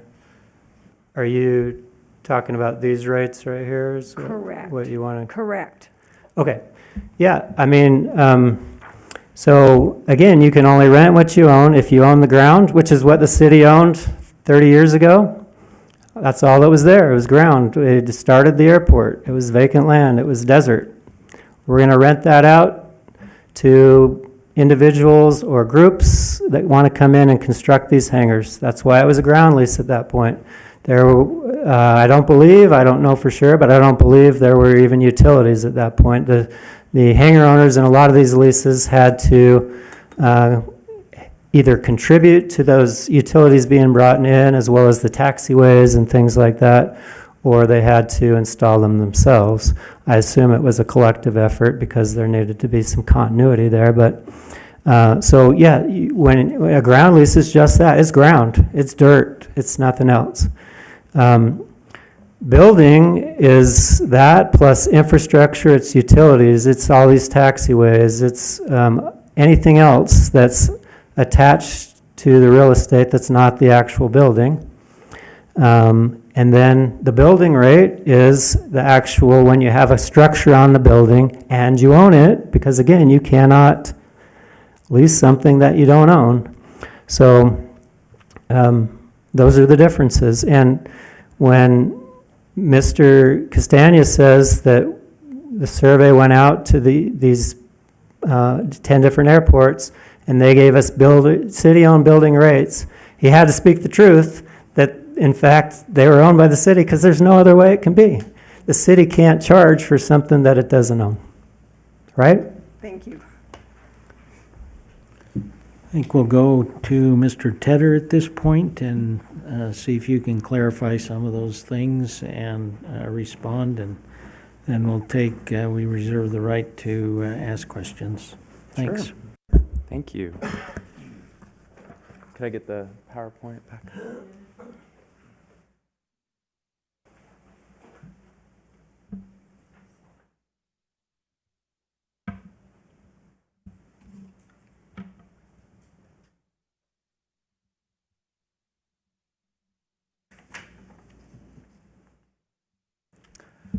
Okay, so we're back to lease option 1. So we have the extension, and then we have the option of new leases. So I'm here to stand for any questions, and this would be the time for discussion on these two items, I believe.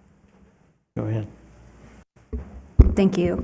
A lot of thoughts going through my head, so I wrote them down. Sorry if some of these are redundant for what's been said tonight, but these are, I've been doing this for a while.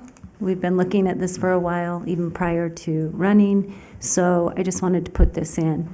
So when I was a young girl, I'd help my mom put together puzzles. She'd put in 10 pieces and I'd put in one, but I love the fact that I could put in that one piece. Sometimes we get to the end and we'd realize that 1 or 2 of the pieces were missing. For those of you who love putting puzzles together, you know how infuriating that could be. And that's about the time when my dad would walk in with 2 pieces in his pocket and put them in and say, I finished the puzzle.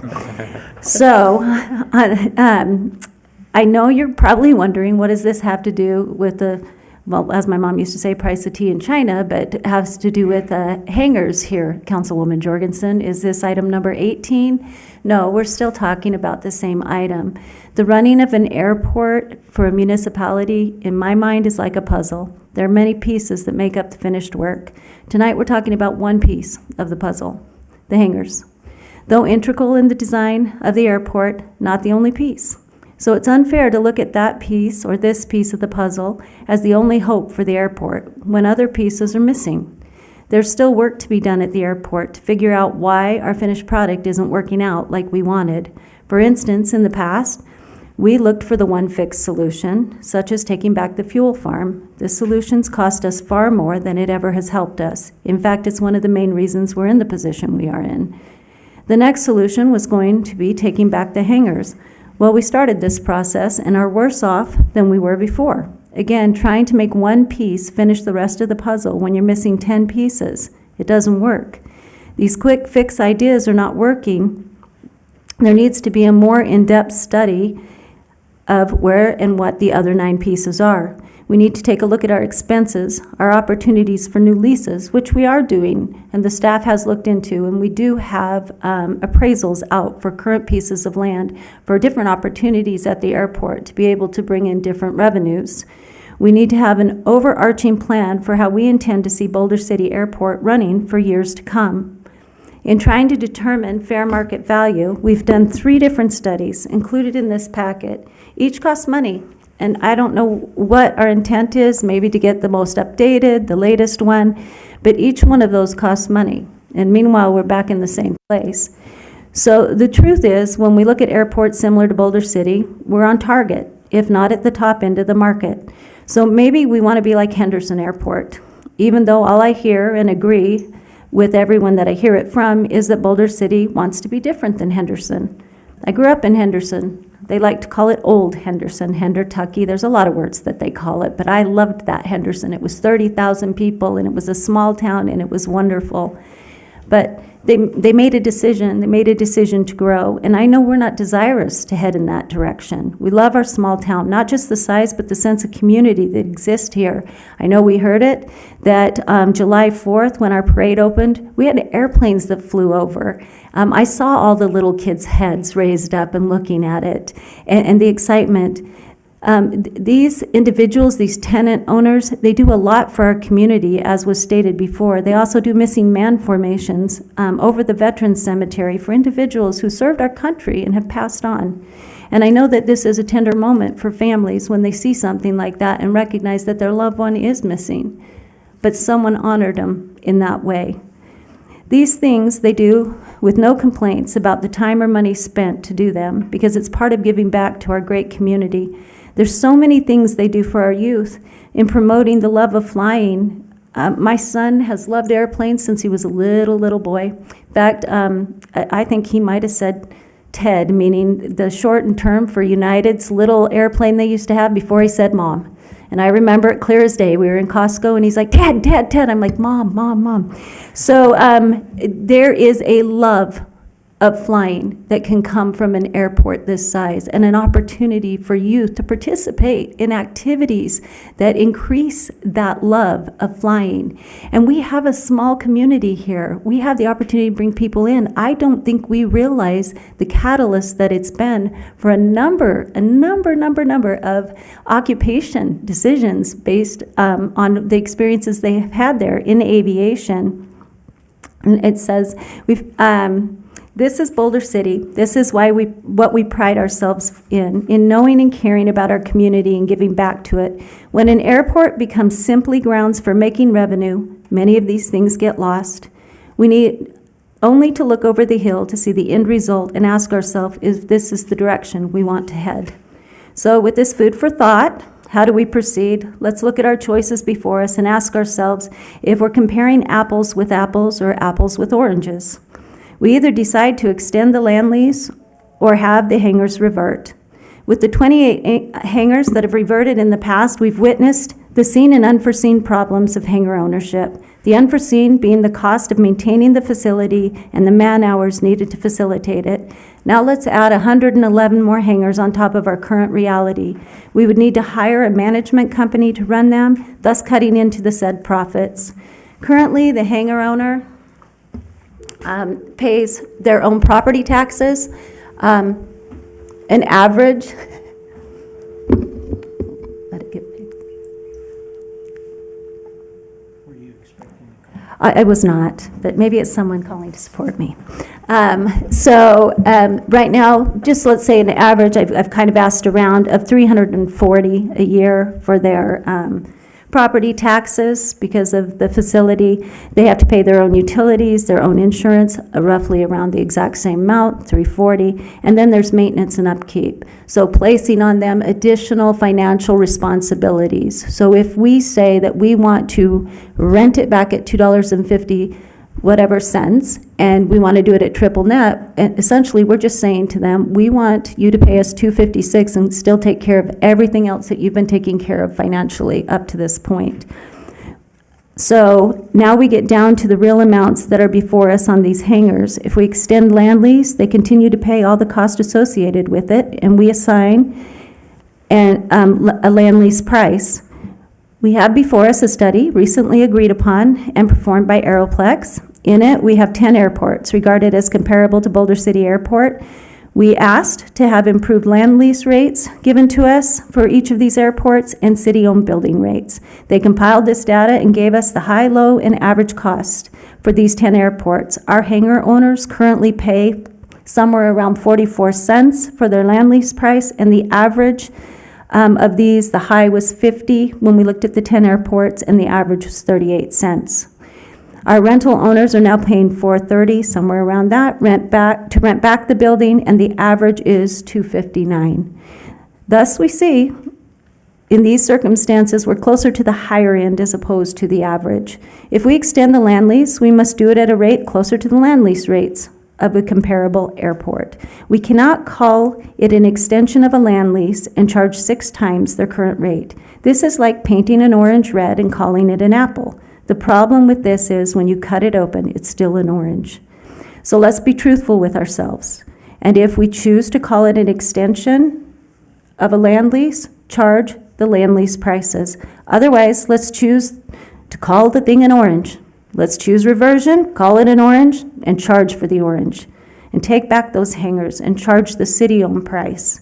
When I ran for office, this was an ever-present topic. When I got into office, I was told there was nothing we could do to extend. However, after meeting with people from the FAA and Aeroplex, it became clear that we could extend. We could extend these land leases. Somehow, magically, that appeared. Yes, we must see value added, but that doesn't mean that we have to solve all the airport's woes with this decision. Remember, this is one piece of the puzzle. Let's treat this piece with fairness and respect. I feel that what they've come to the table with is fair. It adds value, and it's beyond what we are currently receiving. If we look at this offer, it almost doubles what they're currently paying, and they're still in charge of the hangar. They're still paying their taxes. They're still paying their utilities. They're still paying those things. And when the roof blows off, as you said, they're paying for that too. We aren't. And we don't have to have the man-hour to do it. So what we're looking at is reasonable. When this piece has been placed in the puzzle, then we're going to have to look at the other 9 pieces to complete the picture of the airport. And at that time, we need to decide what kind of airport do we want out here. Do we want our airport to be reflective of what we see over the hill, or do we want it to reflect our present values, the 4-way test? Do we want it to reflect who we are as individuals in this community, where we care about each other? These are people who live in our community. These are not people who come from over the hill. These are our constituents. And that's all I had to say.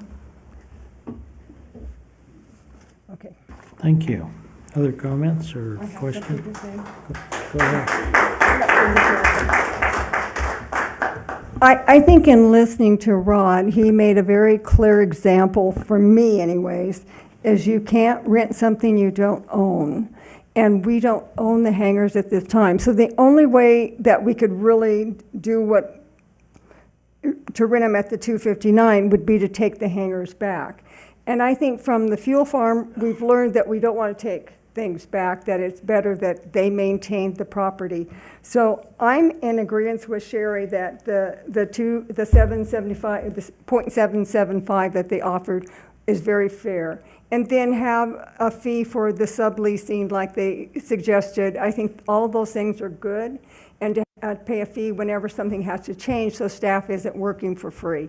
But I think being that they own, it's strictly a land lease and not improved lease because we don't own it. So we'd have to take those hangars back in order to charge them that because we don't own that. We You only do own the land? We do own the land, So yes. under an amended restated lease, you could charge what you want for the land. So whatever you feel appropriate for that. Okay, Yes. so we could charge, what you're saying, we could charge the 0.775. You could charge either figure, yes. I could charge what? You could charge the 259 or the 0.77, yes. I think when we look at it, the 0.775 makes more sense with the CPI high and low, because that's going to take it up, after a few years, that's going to take it up well over $1. So I agree with Sherry. I'm with the 0.775. And maybe even do a CPI with 0.3%, so they know every year what it's going to go up, and maybe come in between the 2 and the 6 and make it a 3 or 3.5 every year. That way, everybody knows what their bill's going to go up, just like my tax bill. I know it's going to go up 3% every year. It never goes down, it only goes up. So. Mr. Tedder, would you like to make comments? What comments would you like me to make, Mayor? The ones that are true. Yes, so really, of course, we have the difference between the extension of the lease. That is kind of where we're at. So the difference between the extension and the new leases. So which, would you like to provide feedback now on those, and then we move on to the rental rate, so we can just move through each of these items? That would be easiest for us to capture your feedback, and then I could state back to you, what perhaps a motion would be related to your feedback. So this may be an appropriate place for me to say I want to extend the leases as opposed to create new leases. Correct. Okay, I'm going to go out on a limb right now. That's okay. Don't clap. This is a serious discussion. We are serious about this, and it's inappropriate behavior for this chamber when we're not having Miss America here. Thank you for your appreciation for that. Go ahead. Were there other comments about, where I'm coming from? Go ahead. I would just like to ask your forbearance on this suggestion. If we could continue with any remaining questions for Mr. Tedder, let him sit down, and if we take a 5 or 10 minute break after that. That'd be fine. For the record, a 5 or 10 minute break, we cannot talk to each other at that time. with the open meeting law. So I don't want us to look like we are taking a break to consult each other. That, we can't do that. So, Mr. Tedder, if you can say what you'd like to say. Sure. So I'll move on to lease language. So the lease rental rate. So the FAA has told us that we need to be as self-sustainable as possible. And that doesn't mean that we're trying to run the airport on hangar revenue. So the hangar revenue makes up a very small amount of the revenue at the airport, but it is, again, a piece of the puzzle. And so currently, we are renting out the market rate hangars that the city owns, and technically by contract is allowed to have under the contracts that are that would have expired if not for extension at $4.30 per square foot. Currently, we rent the ground lease rates on the expiring hangars. They do range from a low of 40 cents to a high of 92 cents. And so it just depends on which hangar it is, which group, and then of course they're all different sizes. But we need to be able to show, and this is just staff's perspective, we need to be able to show that we're getting something in return for the security that we're offering the tenants and their lease extension. So they're receiving extra time that they know they'll have their hangar for their plane, which is wonderful. But we need to be able to show some value that is substantial related to that. So the $2.59 average is nearly $2 less than the appraised rate that we're currently getting, and essentially equates to about $2,200 per year of extension if you look at extrapolating that out in 20 years. So it's about $188 more a month for a 1,085 square foot hangar. And currently the rent on that at 51 cents a square foot is $46 a month. Under the $2.59 per square foot annually is $234 a month. So it's the difference between $46 and $234 a month. So it seemed reasonable as it is a low rate, in my opinion. But Councilwoman? I guess when I look at something like that, I have to say reasonable is a term that is self-made at this time, and that's okay. When I had the chance to meet with the gentleman from the FAA that you brought in, Mike Williams, I did ask him the question about value. If they had a rubric or some kind of formula that established what they meant by the word value, or if they had a definition, at which term he said no. We just have to show that we got some kind of value. So we don't have to show substantial per se. We just have to show value, and it's at our discretion, is what he said. So I know that it's at our discretion to determine what value is. And that could be anything from $1 to, like you said, $2, and it could be 55 cents, it could be whatever. But we just have to show that we had value. I think that doubling their willingness to almost double what they're paying now shows that there is intent of value. And I guess I would have to state that, yes, could you charge $2.50 whatever cents, 59, sorry, and call it a land lease? But again, that's an orange being called an apple.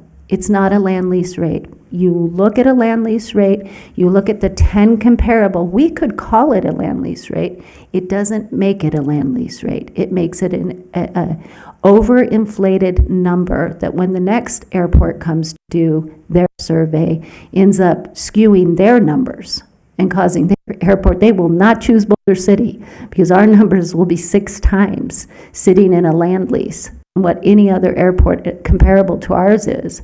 So this number, though, yes, if you want to take back the buildings, then yes, that number is fair. But if you want a land lease, that number is not fair. Mayor, I just want to make a few points of clarification. As Taylor noted previously, the ground lease rates do vary right now from a low of 40 to 92 cents a square foot. So they are as high as 92 cents a square foot annually right now. I also want to point out that we're also talking about leases that were entered into in 2011 that are building leases actually, and that those are building rates on the 2011 leases. So just if the direction from council is to go with a more of a land lease rate, those particular leases should be considered separately because they are already a building rate because they already reverted and are released as a building. So just wanted to point those two things out. I think one of the things you're trying to say is that ground is ground unless there's something on it, and then it's something on it plus the ground. And so it's a dirt on steroids. So Yeah. there's more value when there's something on it, just like there's more value when you're next to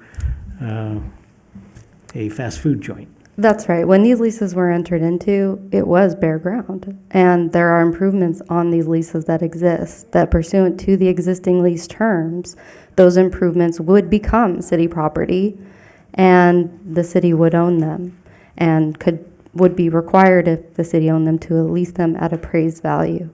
What we're talking about tonight is the value of extension, and that is within city council's discretion. But the fact that there is a building on the land should be taken into account. I mean, I get the impression that we're leaning towards extension. The question would then come up, and then what? As far as the taxes and all of those things, we're going to pay those irrespectively of what we agree with the land lease or building rate or whatever. We're still going to pay the same prices, as it were. At least that's what I think. So I think Councilman Walton wants to say something. Besides, let's take a recess. Well, on the clarification, now, are you referring to the T-hangers that are under lease? That are higher than the 40 cents a square foot? That are Yeah, up there, to I'm not 90 exactly sure which ones are the 90 cents, but I think Taylor might have that information. But I just wanted to make clear that because we were talking about leases that expire. Right, but those leases aren't ground leases, right? Those are with the hangers on them. As I looked at that lease that I received. Correct. And yesterday we discussed it, it was a T-hanger lease. It wasn't one of these that we're talking about right now, or one of the So types. those are at $1.35 and expire in September 2023. It's a triple net lease. With T-hangers on them. And it's a group of, yeah. Yeah, So I they're have in leasing the my building. notes. They're not leasing the ground in that case, those higher rates, right? The dollar ones, yes, but I do believe there are ground lease rates that are 92 cents There are, yes. currently. In the group that we're discussing right now? Yes, a portion of the ones expiring in October of this year, and perhaps, yeah, they are expiring in October. There's a group that are charged 92 cents for ground lease rate, October 2023. Thank you. And that's actually because they were set by resolution per square footages in 1998. So they were set as a certain amount for what size they are, and then it had a CPI.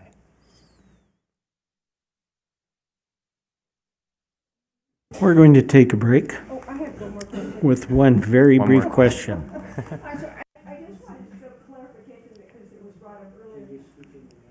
I'm sorry, I was talking to you. I apologize. I did ask the gentleman from FAA about what happens after 50 years. You get 30 years and then you could do 2 10-year extensions or 20-year extensions, whatever. He said you could start the process all over again on the ground lease if they added more value into that hangar. So if they went and put all new doors on it, painted it, did a new fire suppression system in it, then you could start the process all over again. So it's not just 50 years and you have to do something. It could continue, the process continue for another 50 years and With significant capital investment. with significant, that's what he said anyways. But then he also questioned that when he said that might be disposition of property, but I do think, you know, reconstruction or something like significant capital investment.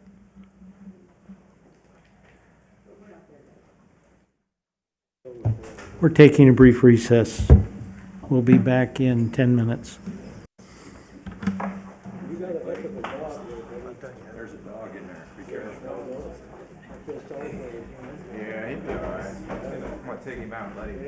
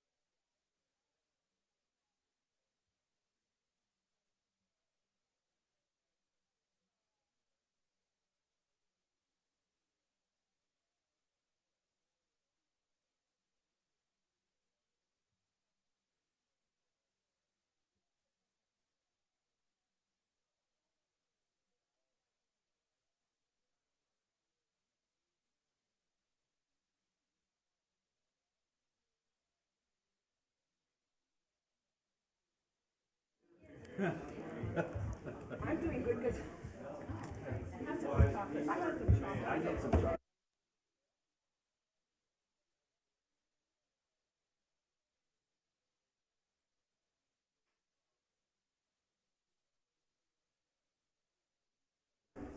Come back to order, please.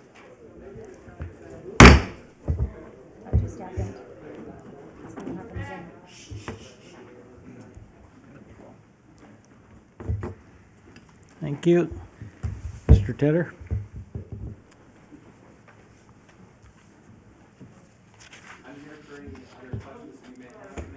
Okay, any questions of the city manager? Okay, thank you. No questions. So if we can go through our, before I get too far, one of the things I appreciated was input from Mr. Goodfellow, who sent me a letter that said, this is why we propose a one-time lease renewal fee of $4.50 per square foot, roughly $5,000 per hangar, and a 55-foot or square foot year lease rate, which is extremely quote-unquote generous considering the agreed market rate. So, Mr. Tedder, can you address that, how that fits in with what else we're doing? And while you're coming up, this is what I would like to hear the council have a buy-in as to, do we want to extend the leases or have a new lease? Opinions. One at a time, please. Mayor, I'd like to extend. Okay. I would like to extend as well. I would like to extend. Extension of existing leases. All right, thank you. And I'm in the same boat. So we've covered one thing that we need to do, and then as I understand it, from hearing, if I were to bring up rate right now, I don't know that I'm ready for that, but I would consider, do we want a triple net or a ground lease? Or, excuse me, a triple net? Anyway, just period. Do we want a triple net? Mr. Mayor? Yes. A ground lease presumes ownership and responsibility for all maintenance by the hangar tenant owner. So triple net or gross is not relevant to an extension of the current leases. Okay. So we cross out triple net. Is there a consensus there? I'm Okay. good on the ground lease. And then on the term of the length, can't be more than 20. How do we want to divide that up? A 10 and 10, a 5-5-5, a 10-5-5. Somebody have an opinion? 10 and 10. 10 and 10. Is that okay? I'm good with that. Okay. I mean, we're moving now, so if you have Yeah, something to say. I think that's worth further discussion. I'm not necessarily opposed to a 10 and 10. I like the idea that we're using 20 as the number. We can't use more than that. Well, unless we do a new lease. Well, that again is debatable based on the FAA's guidelines, and particularly from Mike Williams himself. You know, the 50-year term in his statement and loosely referred to in the documentation and the grant assurances is that the life expectancy of a building is typically 50 years, hence they come up with the 50-year lease term. But here, I'm guessing, considering they're 30 years old now and they're basically in the same condition as when they went up, I foresee that we could, as Koki alluded to earlier, put some language in this or contemplate from our perspective, but as Rod also mentioned, none of us are likely to be here when the 20-year term is up, but it could be reconsidered if the buildings are in structurally sound condition. So I think 20 is a good place for us as this council making this decision now. 10 and 10, not opposed to it. I do like having some increment in there. I think 10 minimum for the initial bite at that apple, maybe even 15 with 5 at the end. If we do 10 and 10, I would like to add a condition that there are structural and building integrity inspections along the way so that we are meeting the intent along the journey that the FAA wants to make sure that we have sustainability of the investment by the FAA. That's what they want with the airport improvement programs, is sustainability of their investment in the operational airport. And I think not only the GA hangars, but everything on that airport should have some type of structural inspection or assurance along the term of the leases. Now, we're not talking about anything other than GA, so I'll end that topic right now. But I think at least if we're going to go 10 and 10 or 15 and 5 or full 20, that we also add some periodic inspection just to ensure that the building is as expected for its integrity. I'm going to ask our city attorney if we don't have that right already. We do have inspection rights. I don't know that they're structural inspections I'd have to ask our airport manager. I don't believe they are, no. They're just ensuring compliance with the lease. We don't necessarily get like a structural engineer to check out the structural integrity. Well, and I certainly am not insinuating or even suggesting that we have a structural engineer participate in that inspection. I do not want to go there whatsoever. But in some way, just, a cursory inspection by the airport manager, the bolts are all still there, nothing's rusted off, everything still functions, and do we have that right anyway? We do have inspection rights under the existing lease. So if we extend it, we still have those rights. Yeah, and it is typical to have inspection rights in those leases and periodic inspections. I know we do inspections now for flammable liquid storage and whatever else they're doing down there, but just to add that as part of it, just to make sure that we're maintaining the functionality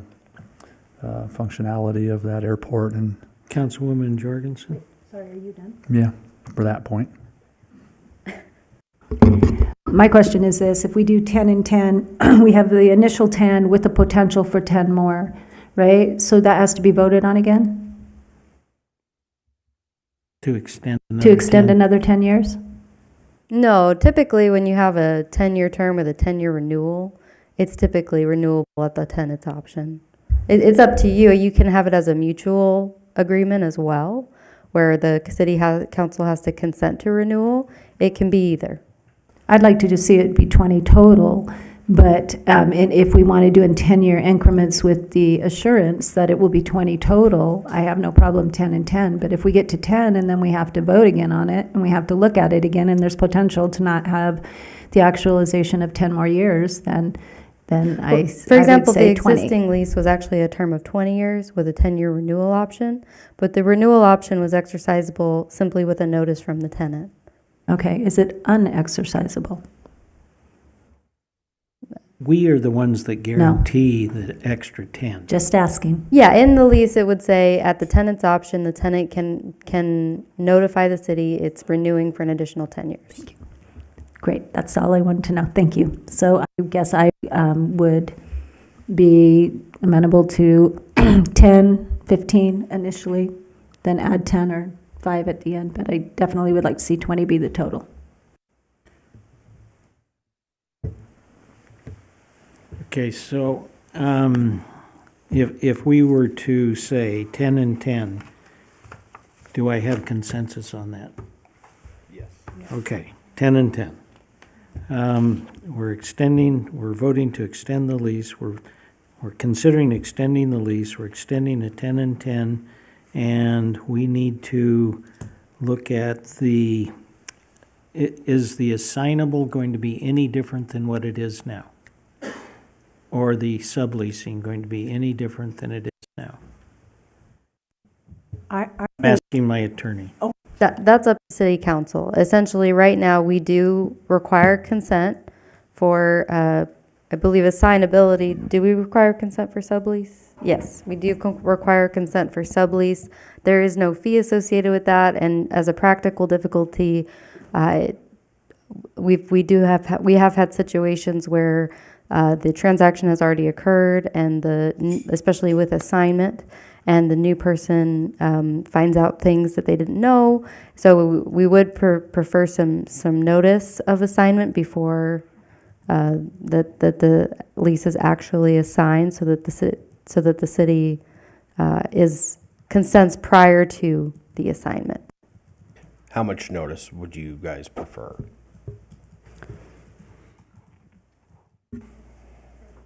Um, 30 to 60 days. We can talk that over too with the tenants, and we've talked about that conceptually, and I don't think they thought that was unreasonable. 60 days. Yeah, we can talk about timeframes. So 30 to 60 days Minimum of 30. would be helpful. And how about a fee? The city staff is in support of a fee. Can I say something about the fee right there? I think if there should be a fee for assignment, but if you fail to let anybody know when you sell this, and then we find out after the fact, there should be a penalty, because everybody should know going into this that you have to let us know that you're going to assign your building or your hangar. And if they can't comply with that, then I think there should be some kind of penalty. And that's not mentioned here, but it could go under fees. So I think there should be 2 fees right there. Just my opinion. So are there any penalties now for? No, there are not.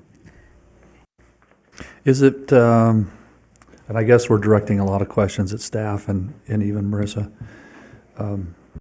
Is it, I mean, if it's assigned, the new owner has to get badges and access, and is it possible to even assign without some type of notification to admin? Well, city consent is required for assignability, but often because the hangars are currently owned by the tenants, the structure is sold, right? So there's a bill of sale that's already occurred, and then the assignment occurs.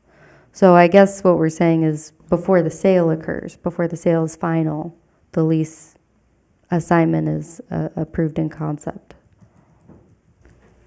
Now, as I understand it, what we're going to vote on today is a first step. So this is going to come back to City Council for ultimate approval. We're voting today on what we feel as close as consensus we can get to let staff, the airport manager who has done all sorts of things lately with getting the fuel farm, the self-serve gas, the apron, the runaway lighting. I mean, our airport manager has gone through thick and thin. So I have to thank her right now. So you're looking at this coming back to us with what I would call the weeds or the nitty-gritties, or how we want to make sure. And so what we're saying now is what we want to make sure is written in some way, so that when we get it back, it'll be in the form that we can say da-da-da-da-da. Okay, so this is the first step, and the next step will be probably in August. Is that correct? Yes. Okay. So this is a time where we get to say all the stuff that we would like to have in it, and all these comments are appropriate. So we would like to have an extension. We would like to have the term 10 and 10. We'd like it consistent. All of those kinds of things. So one at a time, or say what you want. So assignable with some type of a reasonable fee. Do we want to give direction to staff on what we feel is a reasonable fee, or do we want to leave it to them to You can. fill in the blank? Yeah, I feel $250 is a good, fair fee, and I think Mr. Woodbury said $250 is what they agreed upon as well. I'd like Marissa to weigh in on that.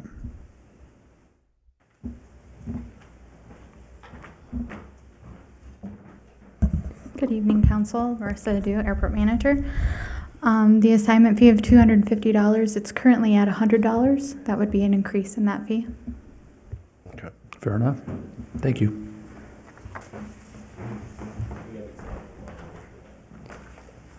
So I want to extend, I want a 10, I want 250. 250. We need an escalation clause. And the escalation clause, what do you want? The 2 and 6? Mr. Mayor? Go ahead. I did ask our consultant from Aeroplex what typical leases have for fees related to assignment and sublease, and it's typically a percentage of the transaction. And Or is considered a revenue diversion. So what were the percentage? Sorry, thank you.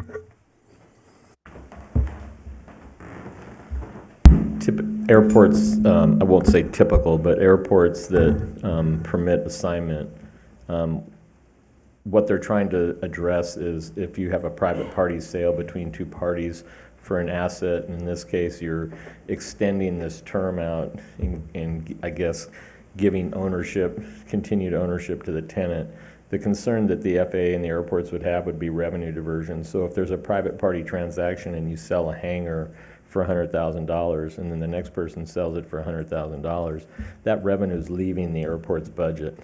And while the FAA isn't going to get into your business in these deals, they will when they see potentials that violate your rights and powers and potentially divert revenue off the airport. So how airports counteract that is a $250 fee might cover maybe an hour of administrative time to the staff, but in order to prevent for the revenue diversion, what airports will do is charge a sliding scale of percentage based on the transaction price of that. So maybe it's 10% or 5% of the sale price of the unit. And to address the previous question, it should be done, the airport should consent to that assignment before the sale is completed so that you have awareness of that title change. Can I ask a question? yes. Before you step down, so you're saying you would charge a sliding fee for that sale, like a 5% fee? And that sliding fee is dependent upon where that sale transaction is in the term. So if you know, as you get closer to a 20-year term, somebody's selling that unit, the value of that obviously isn't worth as much as it would be in the first year of the term. Correct. So there's you know, for years, let's say 1 through 5 and 5 through 10, your scale might be different for those terms because the closer you get to the end date. Okay. Thank you.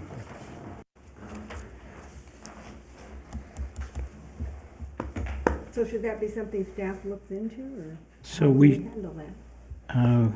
we should have that come up to us in the, I would think, in the final proposal. When I say final, it's obviously amendable depending on what we think, but we should probably have staff come up with that kind of thing. The fees and the assignment charges so that we don't divert revenue from the airport. You know, because we don't want the FAA to get in our business. Would that be, so with the subleasing as well, does that kind of follow the same suit as far as percentages and stuff like that? So is that something you guys could look into along with the Go ahead, assigning? So it's at your discretion, obviously, but some I've seen airports where they do not allow any subleasing, and there's various reasons for that. Some of it is because if they're going to build their own hangars, they don't want to be in competition with their tenants. I've seen tenants, both in the private and the public sector side, in normal real estate, commercial real estate, cap the level of what they can sublease the rent on to be no more than what they're paying for the unit. And I think what you want to consider is that if you have a situation where respectfully they own that hangar, if that's the position you're moving forward, they own that hangar, and then we're talking about market rates today, and then they're paying a ground lease rate and then turning around and renting that hangar for a profit. Again, that's revenue that's leaving the airport's enterprise fund. And as you look forward to these balance of these hangars up to 111, economically, what are you doing in the business decision that's going to have a long-term effect to the enterprise fund by creating that type of business transaction? Because you're going to have to potentially go backwards and look at some of the previous leases, possibly, if those tenants feel that they're being disparaged by paying higher rents than what's might be approved in this situation. And that's the risk where, while the FAA won't get into your business, they will when a complaint's filed. That's what invites them into your business. And so that's a pretty lengthy process and an expensive process for the city if it got formal. And that's why the FAA never gives you a definitive answer when you meet with them. They're going to give you but it is your local control to make that decision. But to your specific question, you wouldn't charge a fee for subleasing, but you might want to put provisions on it so that you don't have a competitive disadvantage with your other hangars or other developers. And then the last point, and then I'll sit down, is if you have land that you're out appraising to build new hangars on, and you have somebody that's going to lease that land from you on an improved land rate and invest, maybe millions of dollars to build new facilities, these decisions you're making today are going to be decisions that they're going to look at as they make that investment, because that's who they're competing with for their tenancies. And you have a waiting list, and that's good news. But that's the potential business environment. And that's when we go in to develop hangars, I look for that type of experience, because I don't want to go in and make a significant capital investment and then be competing with the business transactions for these types of discussions. So that's just long-term vision thinking. Little piece to the puzzle. If I can chime in, please. As far as back to the assignment, my 2 cents is, I'm good with the fixed rate fee, the $250. If staff has a better option to propose, great, but that's where I'm at with Matt.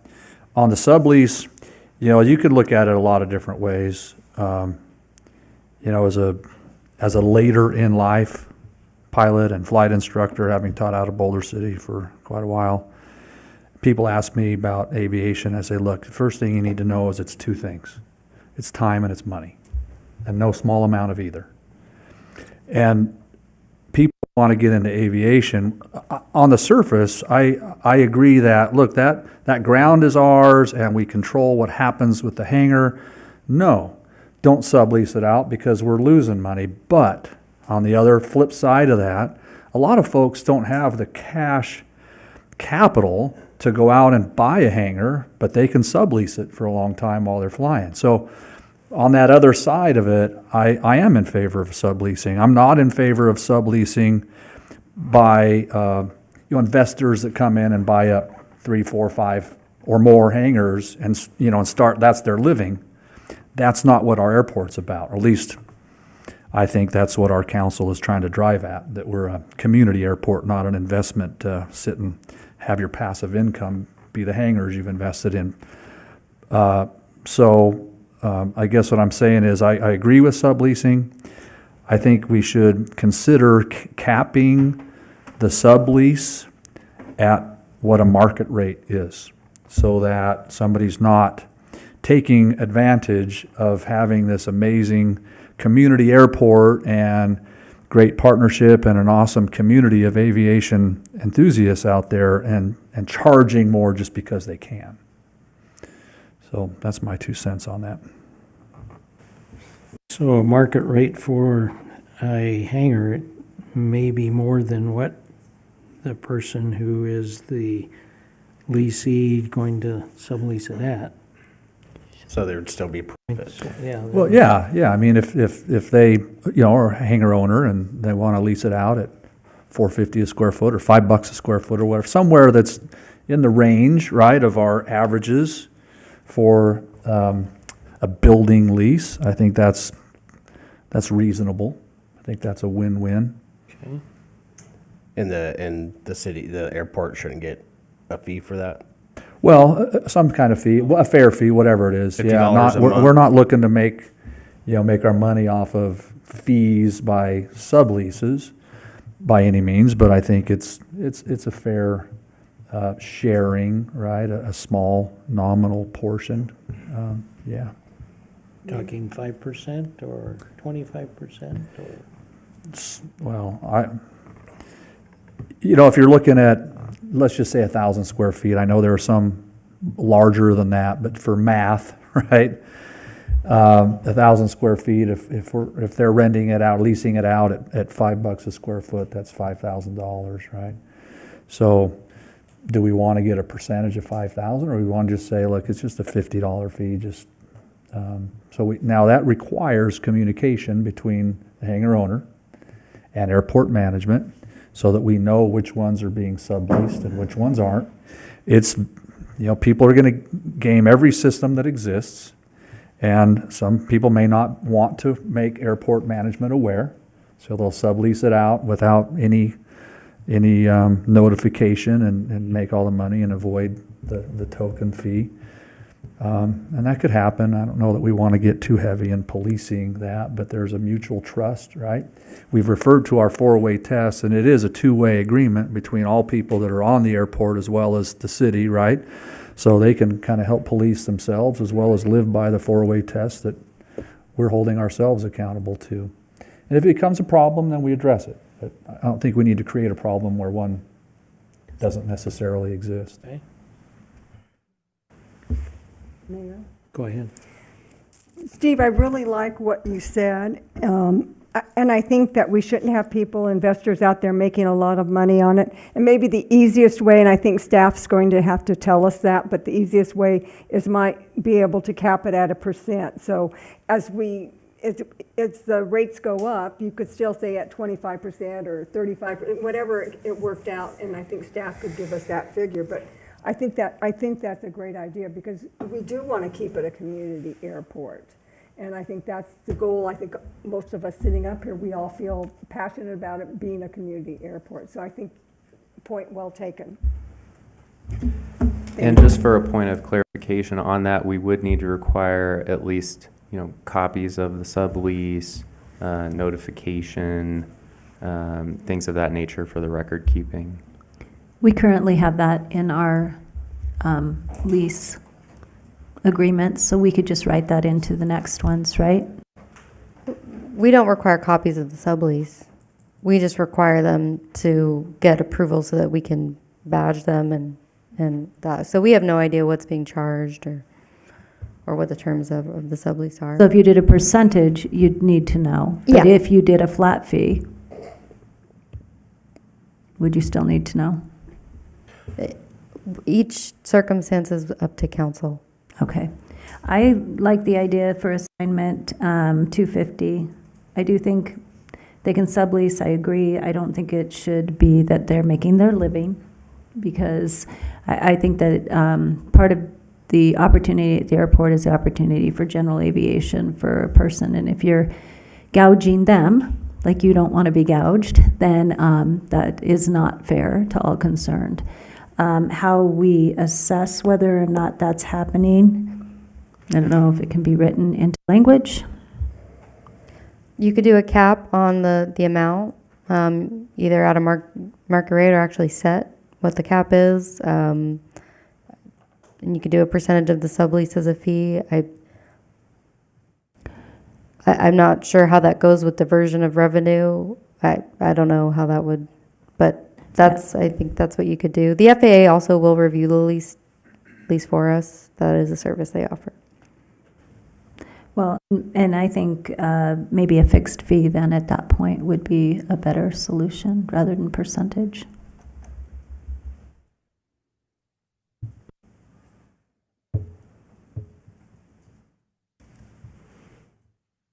Nods. Yes, on to escalation. Escalation. I like the 2 and 6 capped and 2 the minimum. Yeah, 2% for the floor, Right. 6% for the roof. I'm good on that. Anybody else? I think it comes back to the original discussions we've had about the pieces of the puzzle needing to all be considered. It's an anomaly, I think, when we see the type of, well, hopefully it's an anomaly when we see the type of inflation that we've seen in the last couple of years. I guess nobody knows the future. It could get worse, but I do like the fact, like Council Member Booth brought up, I know my taxes are going up 3% because that's what the state put on the cap for my increase. But, you know, it would be nice if it were lower than that, to not have to go any higher. And in this case, we can control that. So I like, it's not a bad idea to go with the 2 as a minimum. That's fair. And honestly, I hope we don't see 6 again. So putting that ceiling there, hopefully we'll never touch that ceiling, and everything will be closer to what the average, you know, has been stated to be, 3, maybe 4. So I guess that's a long way around. I agree with Councilmember Fox. Good job. And I'm going to look at the elephant then now. That whole concept of owning hangars and reversion. When this whole airport started, the theory was that you did a ground lease, you built a hangar, and when the lease was over, the hangar reverted to the city property. At least that was my understanding. So do we want to make that official? Some leases talk about personal property. Personal property, if the personal property happens to be a hangar and you have to remove it, there's a certain expense with that. And if you say, I don't want to be there anymore, I'm going to take my personal property away, and you take your personal hangar away, because there's an issue with who's right and who's wrong on what personal property is. I think we have to figure out that, you know, what the original intent was, and does it make any difference now? Or do we go ahead and say, at the end of the lease, the hangar is reverted to the city, or do we not?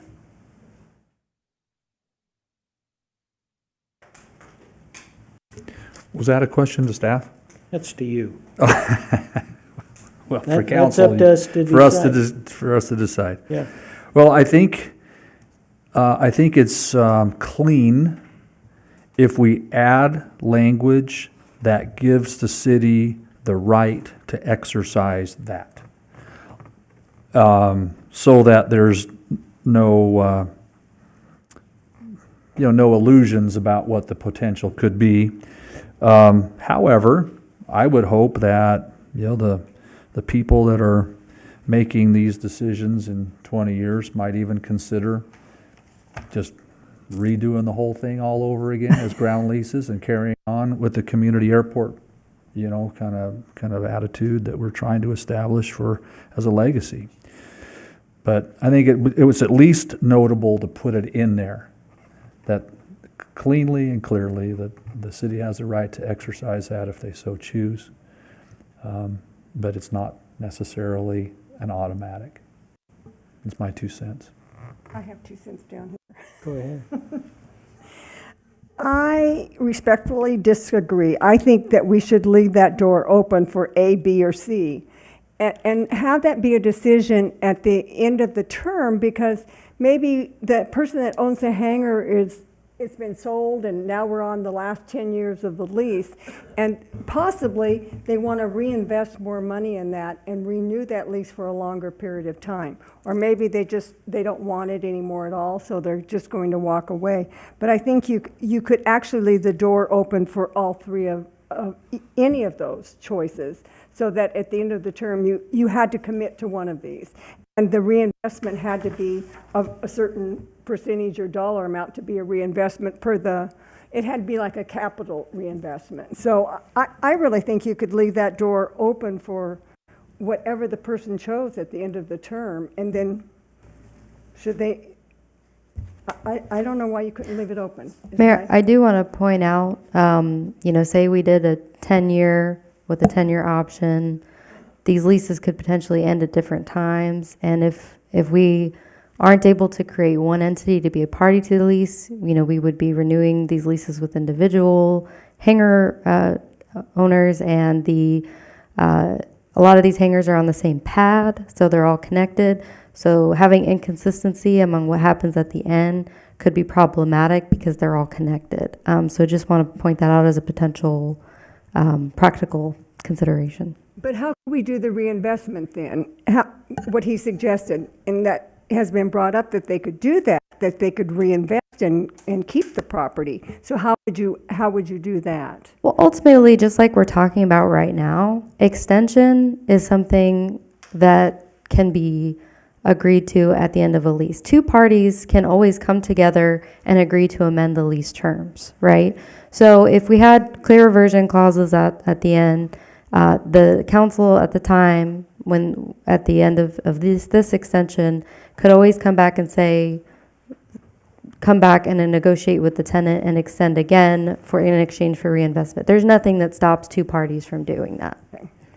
Thank you, Brittany. I think it would be very clear if we say the city has, the hangar reverts to the city at the end of the lease unless the city decides differently. Yeah, and that can always be the case. Has to be very clear that, that's where the A, B, and C, I think we're going to be going around and around in a circle, and who knows what's going to happen. So I think it'd be that was the original intent. And so here we are. I think the original intent is still wise. And here we are, we can do different things. I mean, we can make our mind up in 20 years and we can do something differently, but it certainly would be clear if we say it reverts to the city at 20 years, period. Unless, we have something else. We don't even need to say something. We don't even need to say unless. That's where I'm at. Anybody else? I'm right there with you. Yep, I think I'm good with that too. Okay. What other point do we have that we need to, so we've got Yep, now we're on the rate. rate.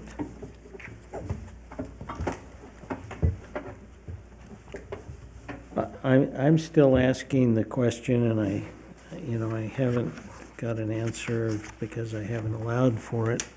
The $5,000, and what are the numbers of that proposal that Mr. Goodfellow made, for instance, that quote unquote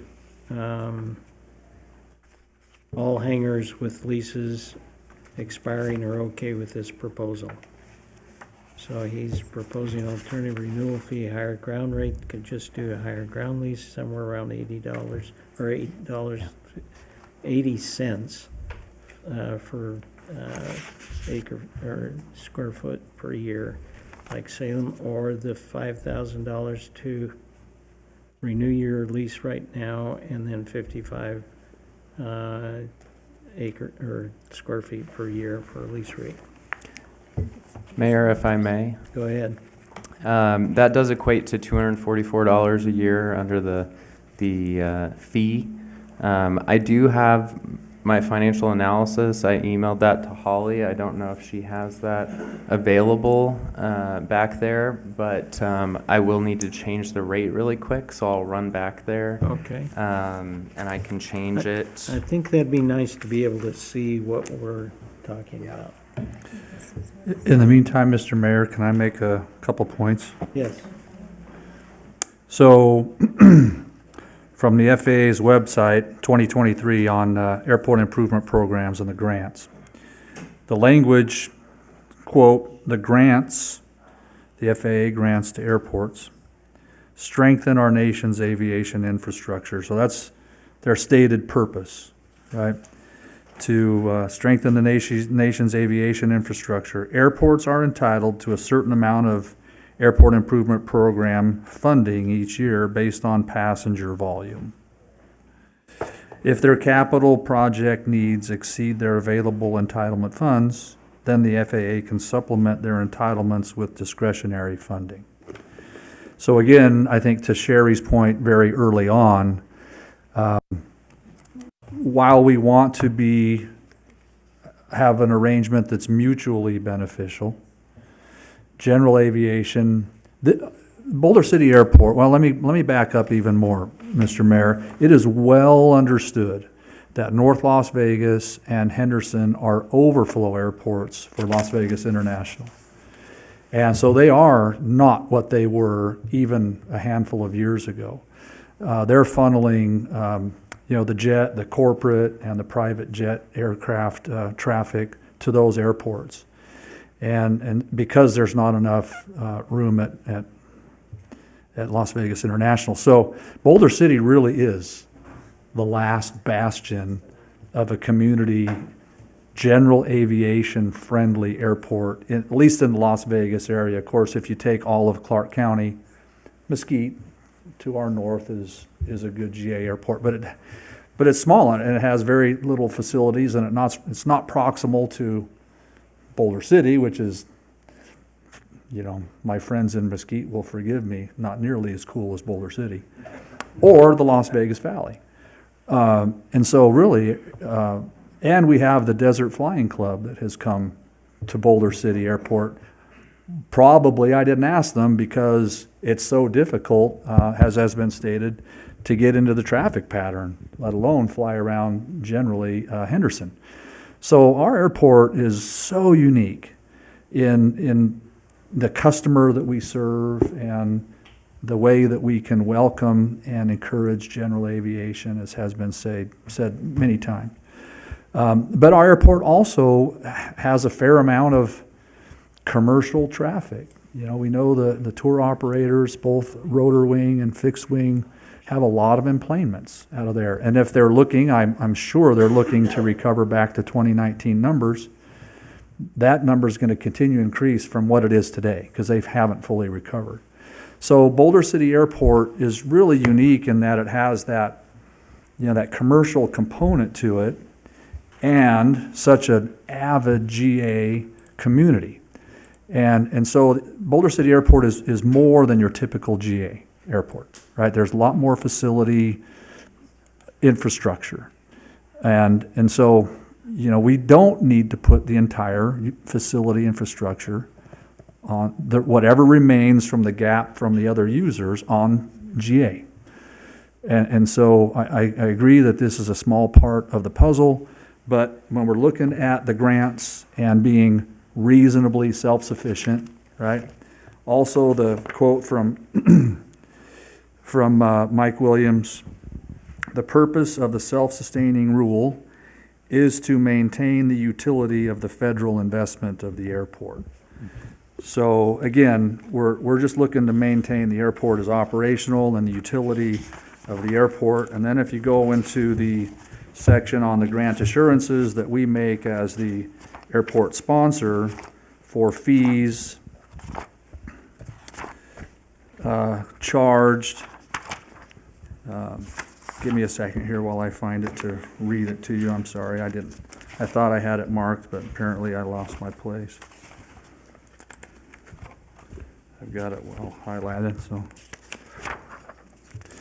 It will maintain, so we assure that we will maintain a fee and rental structure for facilities and services at the airport, which will make the airport, and this is where we put our own air quotes in, as self-sustaining as possible under the circumstances existing at the particular airport.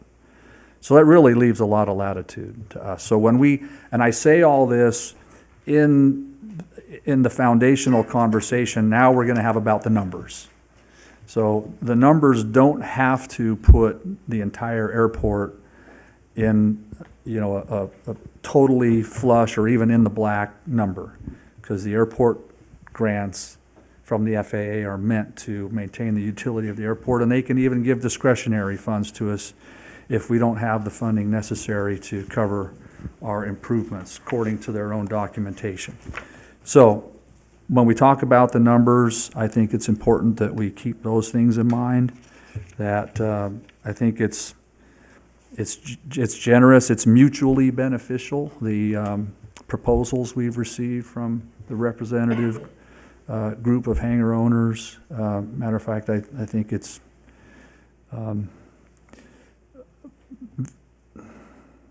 very fair.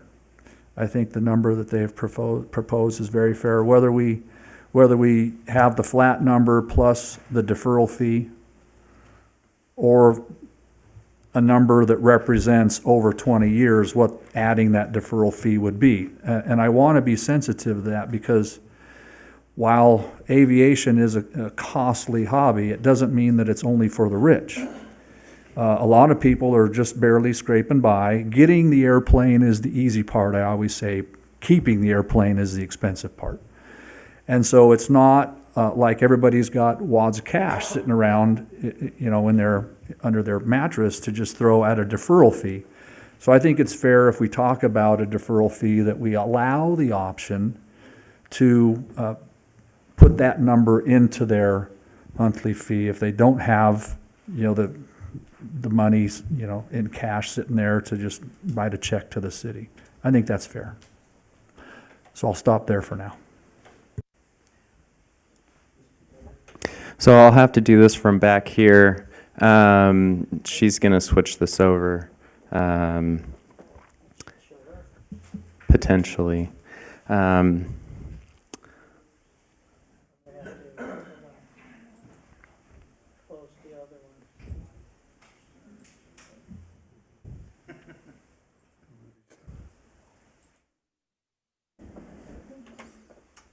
Okay, so you probably cannot see that, so I'll try to zoom in. So this is this green line here is the additional revenue from the hangars. So this was with $259 as the price. So I'll change this to, as Mr. Woodbury stated, with the deferral fee. If you make that a per square foot, that was 77.5 cents per square foot. So it does show us with $6,000, $11,000 in the fiscal year 24, going out to here, and that's with a 2% escalator, just being conservative. Can you see that? So this is our cash balance down here. This is not including the reserve and the capital reserve, which are the lines above that. So it does show you, you know, our cash balance. So we are getting this is increased revenue. So the total through 2028 is $137,000. Just for comparison's sake, the 259 was about 1.6 million. I'm happy to put any number in here. I was looking at the actual cash to make sure that balanced. I was doing this back here. $1.49 makes it balance in 2028. But again, open to your direction ultimately and your decision.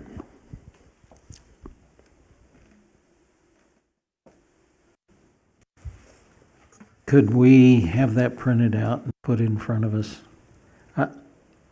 I guess I'm a little, when you're, I would like to see where we're at now, and then what we're proposing, and I'm not sure what we're proposing now. So I'm interested in seeing comparisons. So who would like to see the comparison, for instance, of the 5,000 per hangar and 55 square foot year lease rate? What are we doing now, and what are we doing with their proposal that they're talking about versus what you're talking about, Councilman Walton? And those are, three things I'd like to see. Yeah, I'd like to see that too, just the overall of what he just said. However, I think that what Councilman Walton was saying is just the ability to take the 450 up front and put it onto, which is that number that he put in, the 77.5. So that's without the fee. Initially up front, the 77.5 would be over a lifetime. I do again, Mayor and Council, if I may. I do again just want to point out that 775 would be a decrease for some of the existing leases. So I just want to make sure that's clear. And, a percentage increase could also be considered so that there's no loss. But that, again, it's all within council's discretion. You can set the rate as the same if you'd like. That was another point that I wanted to bring up. So currently the rates range from 40 cents to the 92 cents. So if you were looking at a consistent percentage increase or a certain amount, so right now if you take the example of 40 cents and you look at the 55 cents, so that's 15 cents. So would you apply 15 cents to the current rate for all of them, or the percentage increase of that to all of them? So that they're proportionate, or those are the options, just options. Question. How many number of hangars do we have at the 90? I don't have that in front of me. But And if I can add on I to believe part B Marissa of her has that. question, is what is, based on all of the hangar ground lease, what's the average cost? So her question is part A, mine's part B. If we have 111 and some are down here and some are up here, what's our average of all of them?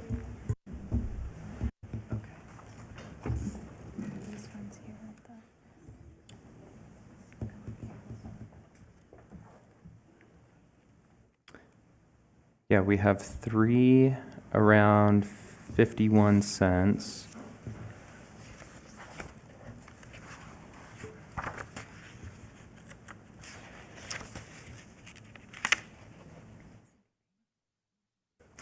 They're all different. They are all different. There's 1, 2, 3, 4. Mayor, maybe this is information staff to come back to us with, rather than trying to do the calculations right now. There are 12 at the $1.33, but those are the September 27th ones that are already a triple net lease. Yeah. So Yeah. if I were to say we have consensus on extension, a term, an assignment, a sublease with some kind of reasonable cap, and not to make money, and copies of the sublease to the city with some kind of fixed fee for that, and a range of inflation 2% with a cap of 6%, and a city right to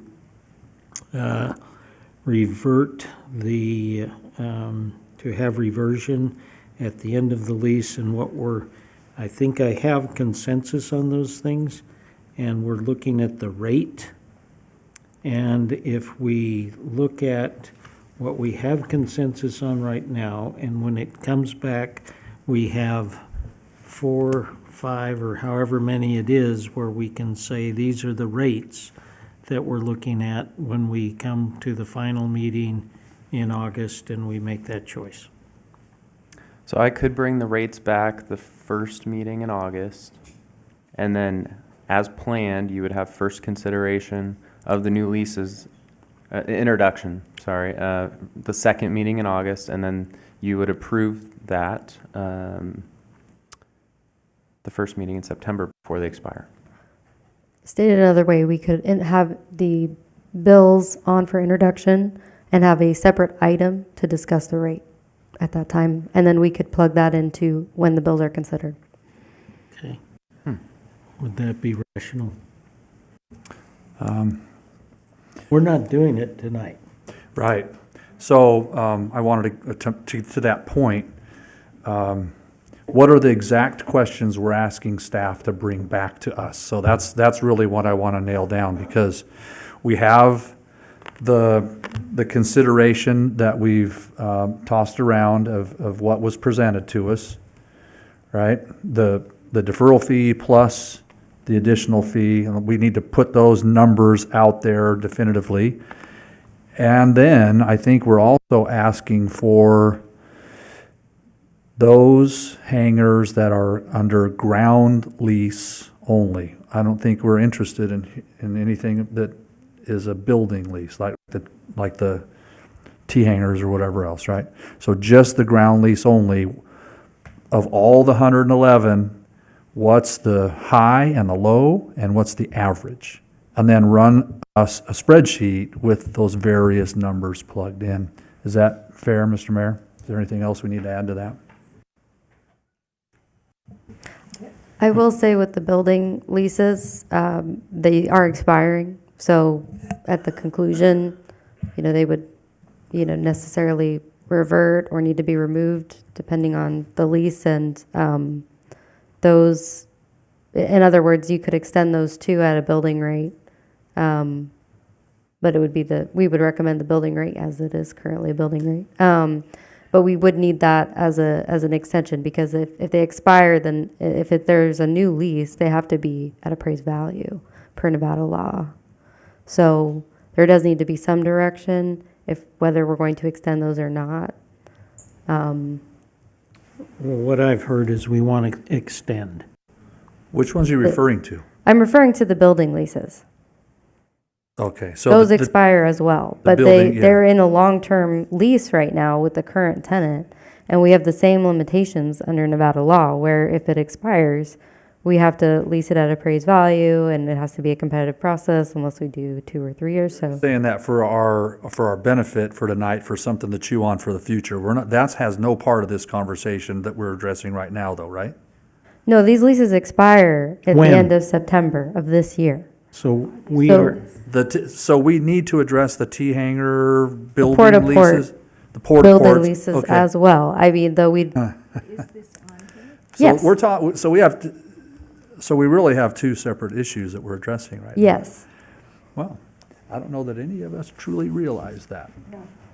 So one of the things that I understood is we would like everybody to be equal, or equally rated, charged, so that so those people that are the $400 or $4 and something become down to the $252, and those that aren't up to the $252 come up to the $252, so everybody pays the same. Is that a false impression that I had?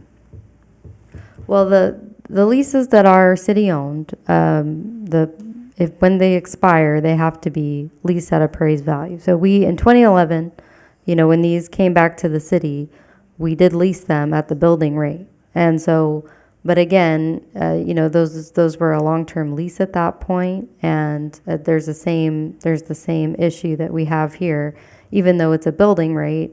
If it expires, the building has to be released at appraised value. So that's the higher rate, because they're qualified appraisers that have. So what we can do is we can bring it back as the bill too, and just have a kind of a separate discussion item on that lease in particular, and then we can go from there. So if we're talking on the extending the things that aren't on a building rate. We're talking about the ground lease rate. That's what our discussion has been. The building rate, do we have to change that at all? Is Not that necessarily. expiring in September? It is expiring, but the rate does not necessarily have to change. Well, we can agendize a separate discussion item for that lease separately. And similarly with them, we'll have the ground lease and the building leases separate as a discussion on the rate. And we'll introduce all the bills. And then when the bill's considered, we'll plug in the applicable rate. Okay, so we can do that, August, September, That's right. over 3 city council meetings process, Potentially two. essentially 2. Mm-hmm. So first weekend, or first city council in August, second week in August? Yeah, well, not first council meeting in August, but we'd probably introduce them second meeting in August and then consider first meeting in September. Okay. So do I need to take a vote on anything tonight? I think we have sufficient direction. Okay. Go ahead. As long as staff makes, or assures us that we have the time to not have those port-to-port hangar leases expire and paint ourselves into a corner, then I think, I'm okay with agendizing the specific topic to address that at a future meeting, yeah. So we're going to direct staff, I'm going to take a motion to direct staff to do that. Was that your motion? That's exactly what it was, Mr. Mayor. Do I have a second? I will second. Any discussion? All those in favor say aye. Aye. Aye. Any opposed, nay. Thank you. Thank you all for your patience and your input and your projected input. And we will now move to, still on regular business, number 18 for utility rate changes proposals. This one? Good evening, Mayor and council members. Section 136 of the... If I could ask you to stand by, we've got a bunch of folks leaving, so let's let that occur, if Mr. Mayor, if you're okay with that. Sorry to... Yes, thank you for your orderly departures. Thank you. Go ahead. Joe Stubitz, your Utilities Director. Section 136 of the Boulder City Charter calls for any changes to utility rates by way of resolution of the City Council following a public hearing. Before you are draft resolutions for increases to the electric, water, and wastewater utility rates. This is the last step in an open process that involves several public meetings with city staff and the Utility Advisory Committee and a joint workshop with City Council and the Utility Advisory Committee. Changes to the electric rates involve unbundling the energy rate or wholesale cost of energy at 6.24 cents per kilowatt hour, electric charges for proposed revenue increases of 4% per year, and water and wastewater charges for proposed revenue increases of 2.5% per year for 3 years, effective October 1 of each year. Residential tier structures for both electric and water were also modified to incentivize and encourage conservation activities. The Utilities Department is committed to the safe and reliable delivery of utilities to the community of Boulder City. The Utility Advisory Committee members have given several hours of their time and expertise, and I want to personally thank them for their positive attitudes and collaborative approach throughout this process.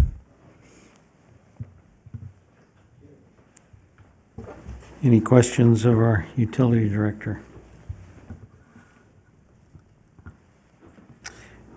We'll open public hearing now for the rate changes on water, sewer, and electric rates.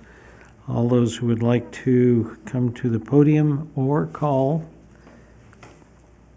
702-589-9629 And are there any on the phone? Okay. And any written comments? Okay, I have somebody prepared to briefly talk. I've never seen a utility rate increase with no public comments. You guys are amazing, and you got an amazing pass. Rod Woodbury, for the record.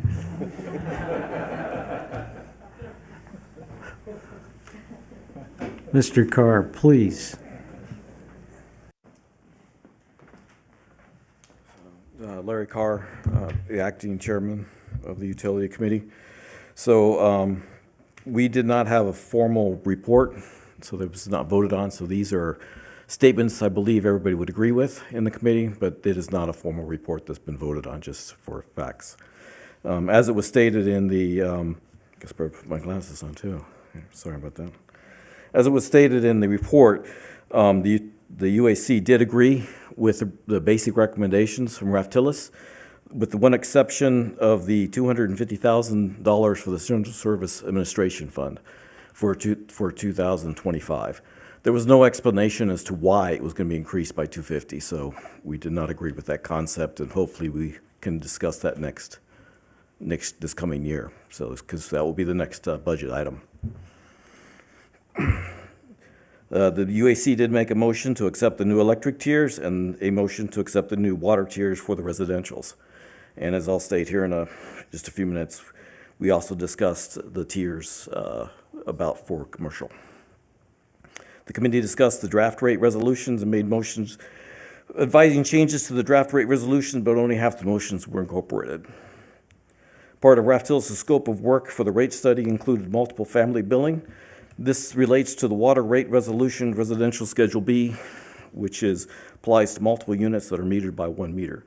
The utility committee has been asking about this for basically almost since we started. So it's been over 3 years that we've asked to discuss it, and it was part of the work scope, but it was never discussed. And it got changed at a certain point. We're hoping just to discuss it and try to get the facts out. And I think we need to rearrange that schedule a little bit. So that's one thing that was not done this time, and we're hoping that we can work with it in the future.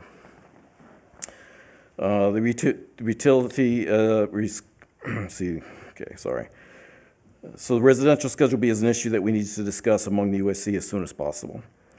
To help the smaller commercial customers, the UAC believes that we can modify the tiers a little bit. We'd like to see that if we could, without affecting the budget greatly, to adjust the tiers to lower the tiers for the commercial. So those that are using lower amounts, for instance, water, where the lower route is 6,000 gallons, then if they're using less than that, they've just got a toilet and a small sink or something like that.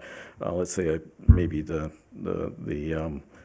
insurance group or something like that, then that might be something that would be 10,000 or something like that. But just be something, we're just trying to be fair, and then they would be an actual cost. So that was something that wasn't done due to there was no cost of analysis with this rate study.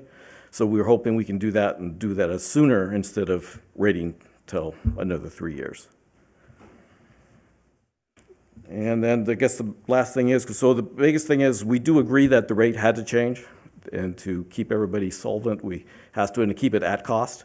And just so we agree that it is a cost that's needed.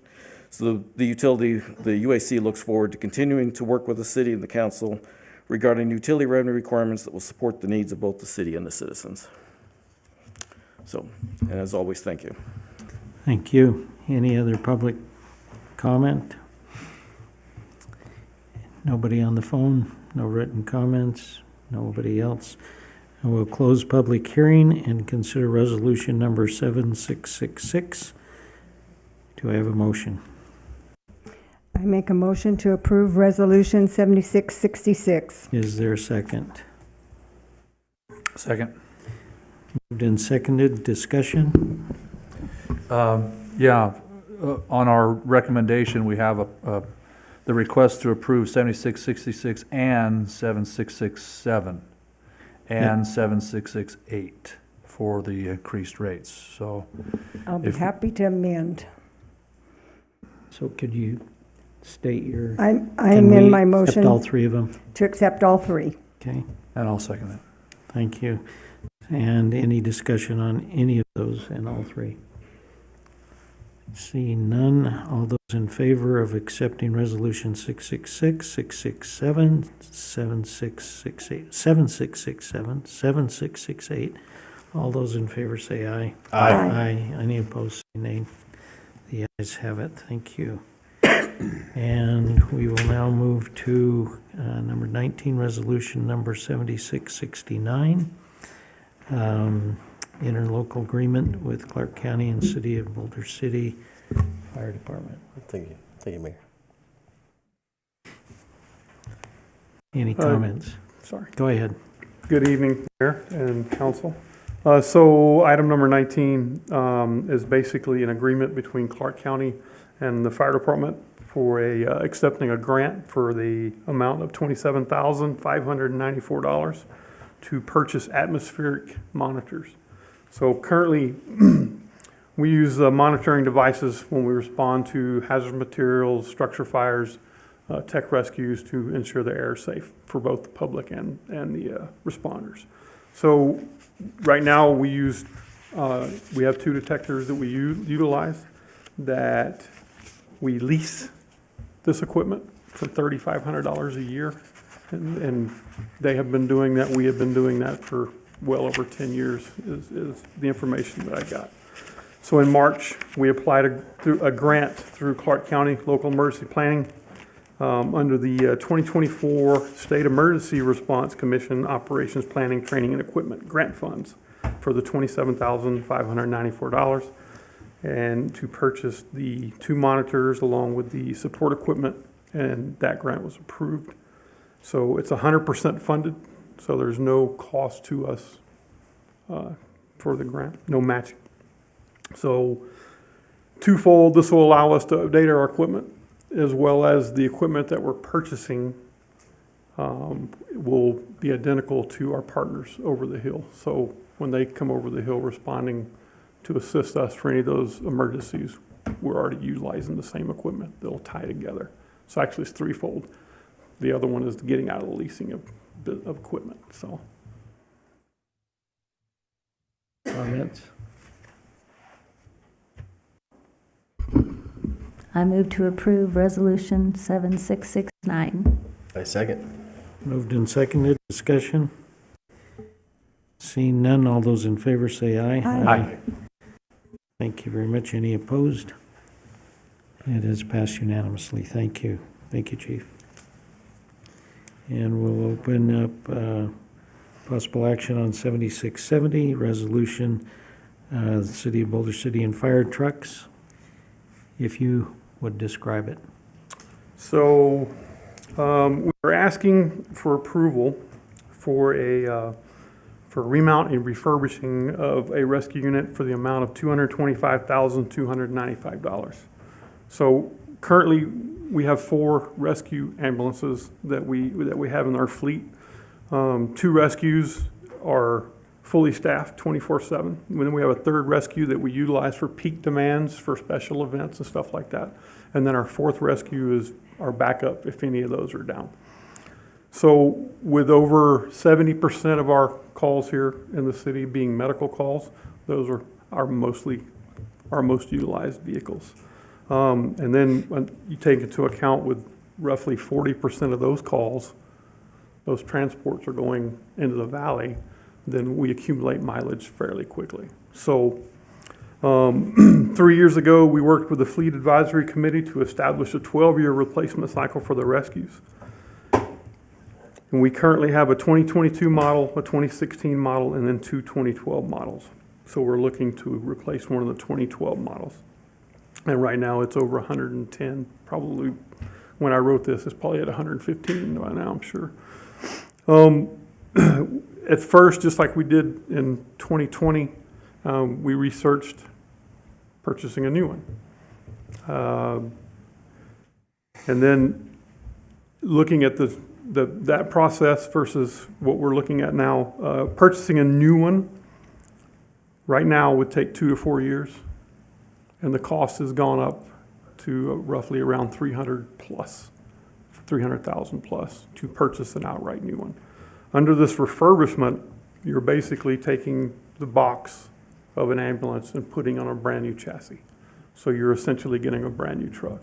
And that cost, as I said, is $225,295. The other benefit of that is it takes around 6 months to do it. The other benefit of that is the company is in Henderson. So we'll get to see the process from start to finish. Any questions? I'd accept a motion. I move to approve Resolution 7670. I'll second that. Moved and seconded. Any discussion? Seeing none, all those in favor say aye. Aye. Any opposed, say nay. Unanimous. Thank you, Chief. Thank you. And we'll move to item 21. Mr. Mays. Good evening, Mayor Hardy, members of City Council. Boulder City is unique in that a majority of the vacant land is owned by the city. And so in 2001, the city approved an ordinance which formalized a transparent process for the possible disposition of city-owned land, whether it be by sale or lease. This process is referred to as the land management process and has 3 initial steps, and tonight is the first step. City staff is proposing adding approximately 258 acres in the El Dorado Valley to the land management process list for renewable energy and utility uses. As you can see in the screen, as well as on your packet, these are 7 parcels surrounded by the Public Safety Training Facility, which is south of I-11, north of the Dry Lake Bed, and west of US 95. Staff is seeking a motion from the council to determine whether to advance all or some of these parcels onto the Planning Commission for their recommendation. Following their review, they would come back to the City Council, and the City Council would take final action on whether to add these parcels to the land management process list. And with that, I can answer any questions. Thank you. Any questions? I would accept a motion to send this to the Planning Commission. Is that what you're needing? I'll make Yes. a motion to move to the Planning Commission for consideration. Thank you. I'll second that. Moved and seconded. Any discussion? All those in favor say aye. Aye. Opposed say nay. It's unanimous. Thank you. Thank you, Mr. Mays. And we'll move to item number 22. And A on 22 has been removed, and B is on the Parks and Recreation Commission, appointment for one person to be appointed to the Parks and Rec. Do I have a nomination?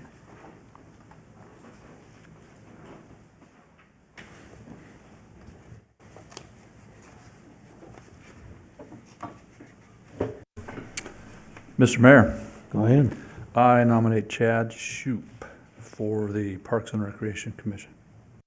Is there any other nomination? And if not, I would accept that as a motion. I'll second it. And all those in favor, or discussion? All those in favor say aye. Aye. Opposed, say nay. Chad is now appointed to Parks and Rec.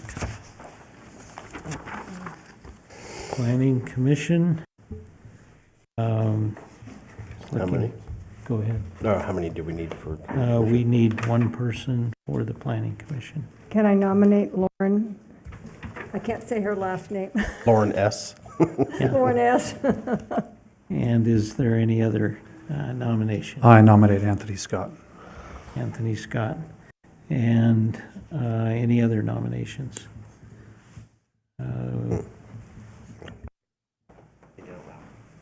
Pardon?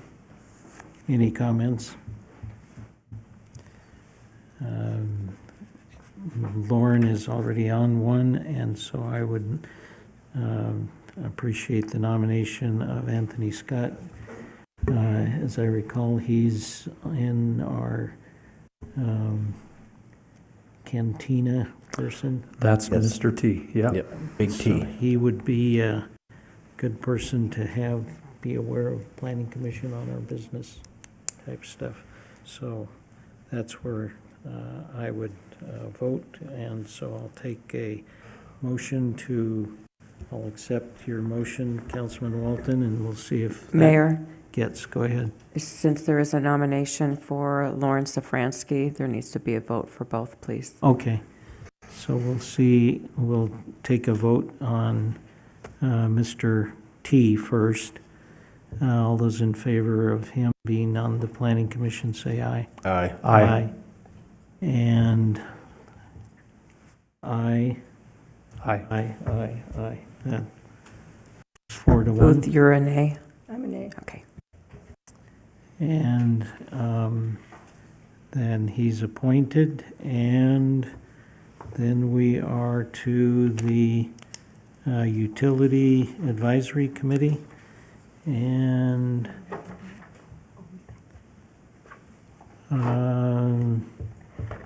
we need one person. I think Mr. Carr is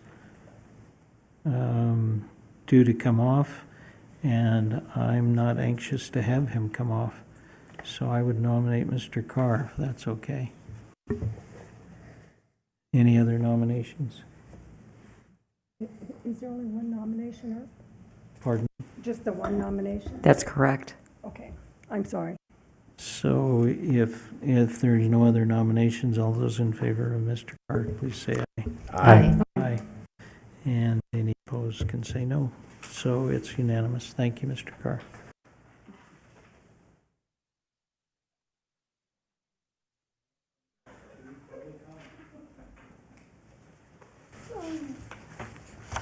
So is there any written or telephone?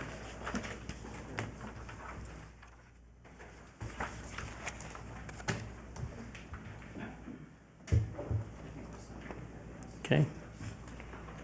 Public comment, right? Yep. Rod Woodbury. So I do want to talk a little bit about the airport. Sorry to belabor all this, but so first off, again, the most important decision, I think, the big elephant in the room, we kicked the can on again, so we're going to have to come back, and that's what rate we're going to do here. I think we had at least 3, maybe 4 council members ready to vote on that, and so it's a little bit disappointing that we have to do this all over again.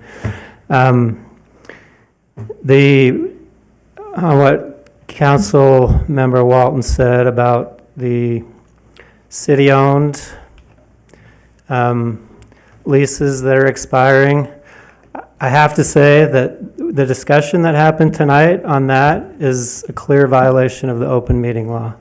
And I won't tell the AG if you don't, but that was not agendized tonight. It says clearly on the agenda that it was about the ground leases and extending those, and the public had no opportunity to weigh in on that.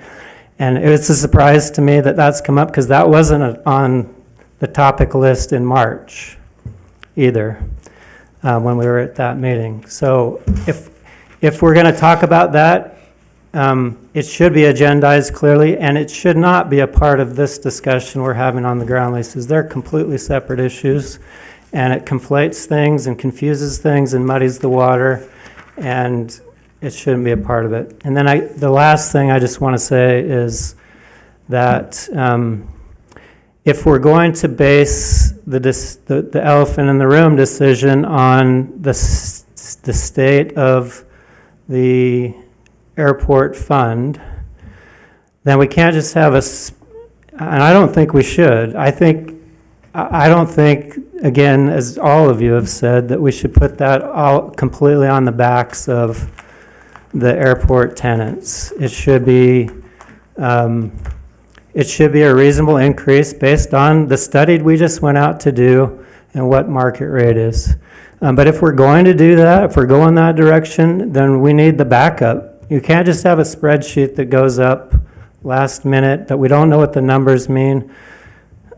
I can't respond to that either. I don't know what the declining rate is when you put in a 77.5 cent rate. I don't know what all those numbers mean, and to just show that up there and not put backup behind it, there's no way to respond to that. There's no way to ask questions. You guys should have a whole separate meeting about, or multiple meetings if you need to, about the status of the airport fund. I don't think it needs to be part of this discussion either, but if we're going to do it, we better have lots of backup for it and a huge long discussion about it and the opportunity to ask questions and not just pretend like these are surface, we're accepting everything that staff says about these, because you can't do that. We need support for that. So in addition to just surface numbers, you got to talk about all the things that weigh into the status of that fund. Is it healthy? Is it not healthy?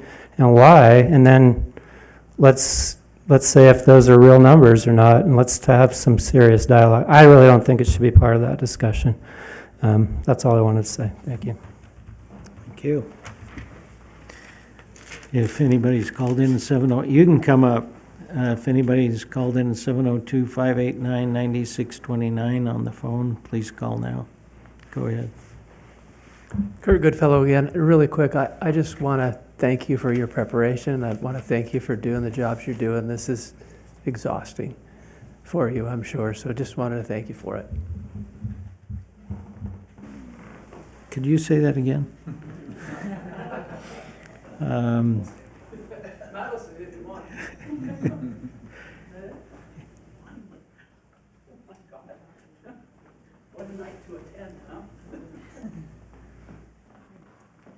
We have no written. My name's Judy Moravik, Boulder City resident for over 30 years. Mayor and the City Council. I just wanted to read something that I've written and placed into Nextdoor, so it was discussed. I have copies for you if you wish. Do I just give those to you? Okay. One stack is my notes, and the other is the thing I wrote. I used to do a lot of investigative work for the Gaming Control Board, so they kind of pushed me into this. We have an opportunity to voice our opinions and concerns at this town meeting tomorrow. And I think it starts at, 5:30? I've never been to a town hall meeting, so I'm not sure how it's going to be run. We have approximately 20 rentals that are in operation in Boulder City right now. They use the online company platforms such as Airbnb, VRBO, and others to advertise their STR businesses. They offer nightly rates as high as $600 in this city. Both the City Council and the Planning Commission had stated that they're illegal at this time. In other words, there's no way to legally have them since they're a business and they haven't got licenses, as the way I kind of read it. In the past, these rentals were at one time shut down. I had a friend that told me how he complained and it was actually shut down. So I know they haven't changed the law, it's just being handled differently now. So if we get a noise or a trouble complaint, is the police department, I think, comes out. And I happened to get one across the street from me. So with the past, I had no idea that it was legal because I had listened to him and he said it was illegal. But with the passing of the Assembly Bill in 2021, Nevada counties with populations over 700,000 and cities with population over 25,000 must have laws in place to legalize them. Clark County itself was illegal for a great time, and they have about 14,000 of them. So people were just doing it anyway. They were told they had to get this in line by July 1st of 22. They could have their own laws in place to legalize and regulate these short-term rentals. But they gave us a gift. The population over 25,000 is the amount a city had to have in order to have to legalize these STRs. And since we're not of that population, I kind of put forth, why do we want to be like everybody else? They did get this stuff in passed. Every city did it a little bit different, kind of 600 feet distance from 1,000 feet distance. I like Vegas's tougher, owner occupied, and no deviations and no arguments. So I don't know how long that'll last, because once Clark County unincorporated were told that they had to legalize all the unincorporated of over 12 to 14,000, they've agreed to have 2,850 licenses. Well, how are you going to take care of 14,000 of them? So now they're talking about lottery. They're having a lot of problems trying to work it out now. A lot of investment companies have got these. And by the way, one of our houses that is being Airbnb here is part of a company that has 2 more in Henderson. And I think one of ours here has owner occupied. The rest are all the homes that are being rented, fully furnished for families, the whole home. The one across the street from me is a 3-bedroom with a pool, a nice game room, beautiful house. Loved my neighbors, but they moved away. And she happens to have a daughter she's let take care of this house and put it on an Airbnb. Her rates are about $300 a night. And the association that pushed the state legislature to legalize all these STRs is very powerful, and they did talk at the last meeting that we had and talked about it. They said they were the largest association in the state of Nevada. They get a great deal of money from Airbnb, a $1 billion company now, in order to push and lobby. And they pushed and lobbied, and the resorts were trying to push back a bunch. But they did say, okay, you're going to do it, but you can have all these restrictions. So they all went to business doing these restrictions, and when they put them on the books, they now have hired a very good legal team on their side, and they're paying them to now get these restrictions removed. And they're already starting they're suing the council of Clark County, suing the state of Nevada, and they're suing Clark County. And I don't know when they're going to start suing Las Vegas so they can get the owner occupied out. I don't know if we want to go into all this mess and then try to police it and code enforce it, and then have them come along, and because they're all a member now. Believe me, they're all a member. And they will then start picking this apart with our restrictions. Now, I put on the back picture of that 3-pager, what I see across the street is the humongous boat, trailer, truck, and they had a car this last bit. So that's what our neighbors are all looking at now. Not only just the house and people in and out, but there's a lot of boat activities and other types of vacation equipment. And we really don't like it, my husband and I. We put a lot of money into the house, and then we did a lot more money upgrading our house. I don't happen to have 2 houses, so I can't enter into that. But anyway, I've left you the information, a lot of the website that I got a lot of the research from. It's a business, and they claim that they're trying to help the tourist, but they actually make about 555% more using this platform and with the money than they would have to just renting. So a $2,000 to a $3,000 house a month rent right now, and we only have like 10 rentals available in the city, because I checked that out. Lots of sale houses are available, but not much for rent. Well, they're high now. I went to a garage sale, and they said they were leaving because their landlord raised it $600. So it's $2,800 to rent that house of 1,800 square feet. and some of them are over 3,000 now. They have definitely had an impact on the housing crisis, and you'll read more about that if you go to some of these websites. New York has more available of those vacation houses than they do rentals. And that's what's going on now in Clark County and some of the other areas. We're way behind. I mean, they are way behind. They should have been watching for stuff like that. But we have an opportunity to not even have that mess here. And I mean, there's other little cities, Mwapa, Mesquite. I'd be interested in seeing what they're doing. If they're going to take advantage of the under 25,000 exemption, it would be interesting.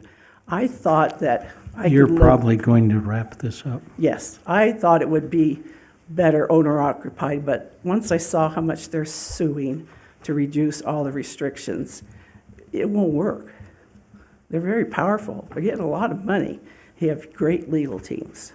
Thank you. So I'll leave you with all Thank you this. for your comments. Okay. Thanks. Any other public comment? Anyone on the phone? No, I have one written public comment. This public comment was submitted by Doug Hadnot. Dear members of the Boulder City City Council, I write today to ask you to not support the proposed luxury RV park, which would be built adjacent to the Boulder Creek Golf Course. I don't know if that is on the agenda for tomorrow night's meeting or not. I play golf on the course on a fairly regular basis, and I greatly enjoy the views of the desert and adjacent mountains. Having to look at a bunch of fancy RVs would detract from my enjoyment. I must also mention that there is a potential liability issue from errant golf balls into the development. Perhaps the city of Boulder City could have some liability for allowing such a development adjacent to a golf course. Please oppose the luxury RV development adjacent to Boulder City, Boulder Creek Golf Course. Thank you. If there's no other public comment here in the room or on the phone or written, we'll move to City Council report. We'll start with Councilman Walton. Thank you, Mr. Mayor. I appreciate all the public comment that we've received this evening and all who've participated. We're really glad when we see the public engagement and when they have the confidence to come and at least it demonstrates to me they're confident that we'll listen. And I'm glad that the public will do that. And I look forward to as many people as can come tomorrow evening at 5:30. You were right, the town hall starts at 5:30 tomorrow evening at the Smith Center for the short-term rental town hall meeting. Thank you for bringing that up. So just a couple comments on the boards that I sit on. As far as the water situation we're looking at, what did I do with my, I just had my paper here. So for Lake Mead, we're at about 1,050 feet, so that's significantly higher than Power Pool and substantially higher even yet than Dead Pool. So, and it looks like it will increase through the end of the summer. However, the power production right now is at about 62%, give or take, and between 58 and 71% anticipated of the capacity at Hoover in September. So we're still quite low in the power production capacity, although we're all glad to see the water level go up. We're not going to see it go up a whole lot more than it is right now. So our conservation efforts are still essential, and we will be meeting with the Water Authority to look at some renewal of contract language in the weeks to come to make sure that our interests are represented in the interlocal agreements that we have. As far as the Convention and Visitors Authority, we've got outstanding rebound growth in Las Vegas. The numbers of visitors has not yet reached 2019 levels, but the money spent by the visitors we have is higher than the 2019 level. So that's great. And our room taxes are significantly higher than 2019. Our international markets are bouncing back. The Convention and Visitors Authority does extensive international outreach. And the UK, if we didn't already know that, is our #1 international tourist clientele, and they're at about 65% recovered, and there's a lot of efforts being done to recover that. Formula One will do a lot to bring international visitation to Las Vegas, which of course is in November of this year. We're excited for Formula One, as well as the Super Bowl in February of next year. And so we're growing well. Of course, I really appreciated the mayor's article in the newspaper. When Las Vegas does well, Boulder City does well. While we like to acknowledge that we're separate and independent, and we're fiercely so, we benefit greatly from being proximal to Las Vegas and all the things that they do to generate marketing and income, which we are benefactors of as well. So those are growing and improving, and we've got some great executive reports today to show that's the case. That's all I have for tonight, Mr. Mayor. Thank you. Councilwoman? Thank you. That's great news. So my debt management vacated, so I don't have anything to report on that. I do, however, want to say thank you to the staff for making sure the ARPA funds were distributed to the schools like we had set apart. And I look forward to hearing from the schools and seeing how that benefited our children in this area specifically. So thank you for that. A reminder, please come to the town hall meeting and put your input in. I know that I'm not just speaking for myself when I say that it's important what happened tonight to be able to have public dialogue about things that matter in this community. And I know that this is a concern, and there's a lot of input that could be had, and it matters to us because it helps us to understand where you lay in certain items that are on the agenda. So thank you. Thank you. Councilman Fox? Nothing to report. Councilwoman Booth? I just want to say, I had so much fun in the 4th of July parade.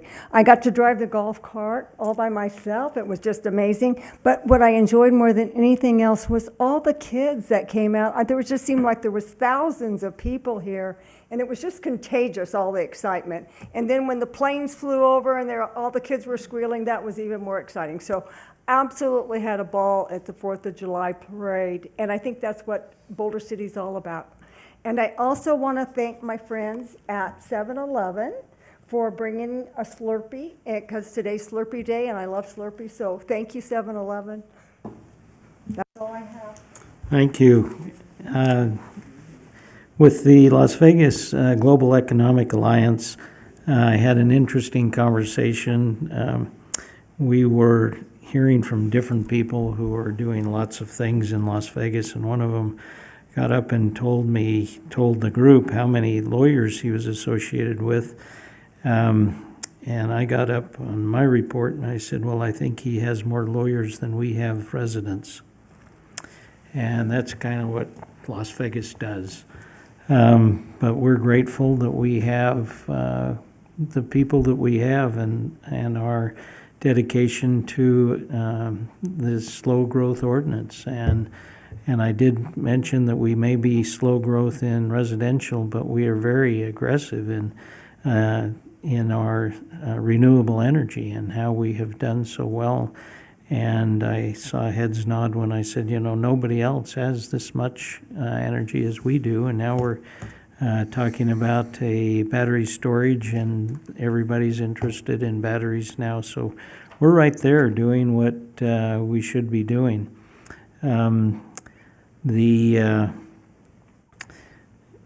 Had a bittersweet moment when Rex's Law was passed, which is a 13-year-old kid that was killed with a reckless driver and, quote, got off lightly. And so Rex's Law in the legislature was passed unanimously, as it were, that there was an appropriate punishment for people who did reckless driving, even if they weren't drinking, that killed somebody.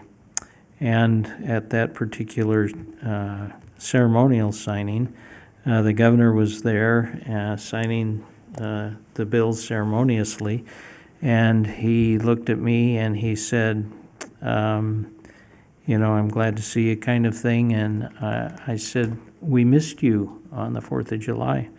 And he said, I'll be there next year. So with that, we're adjourned. Thank you.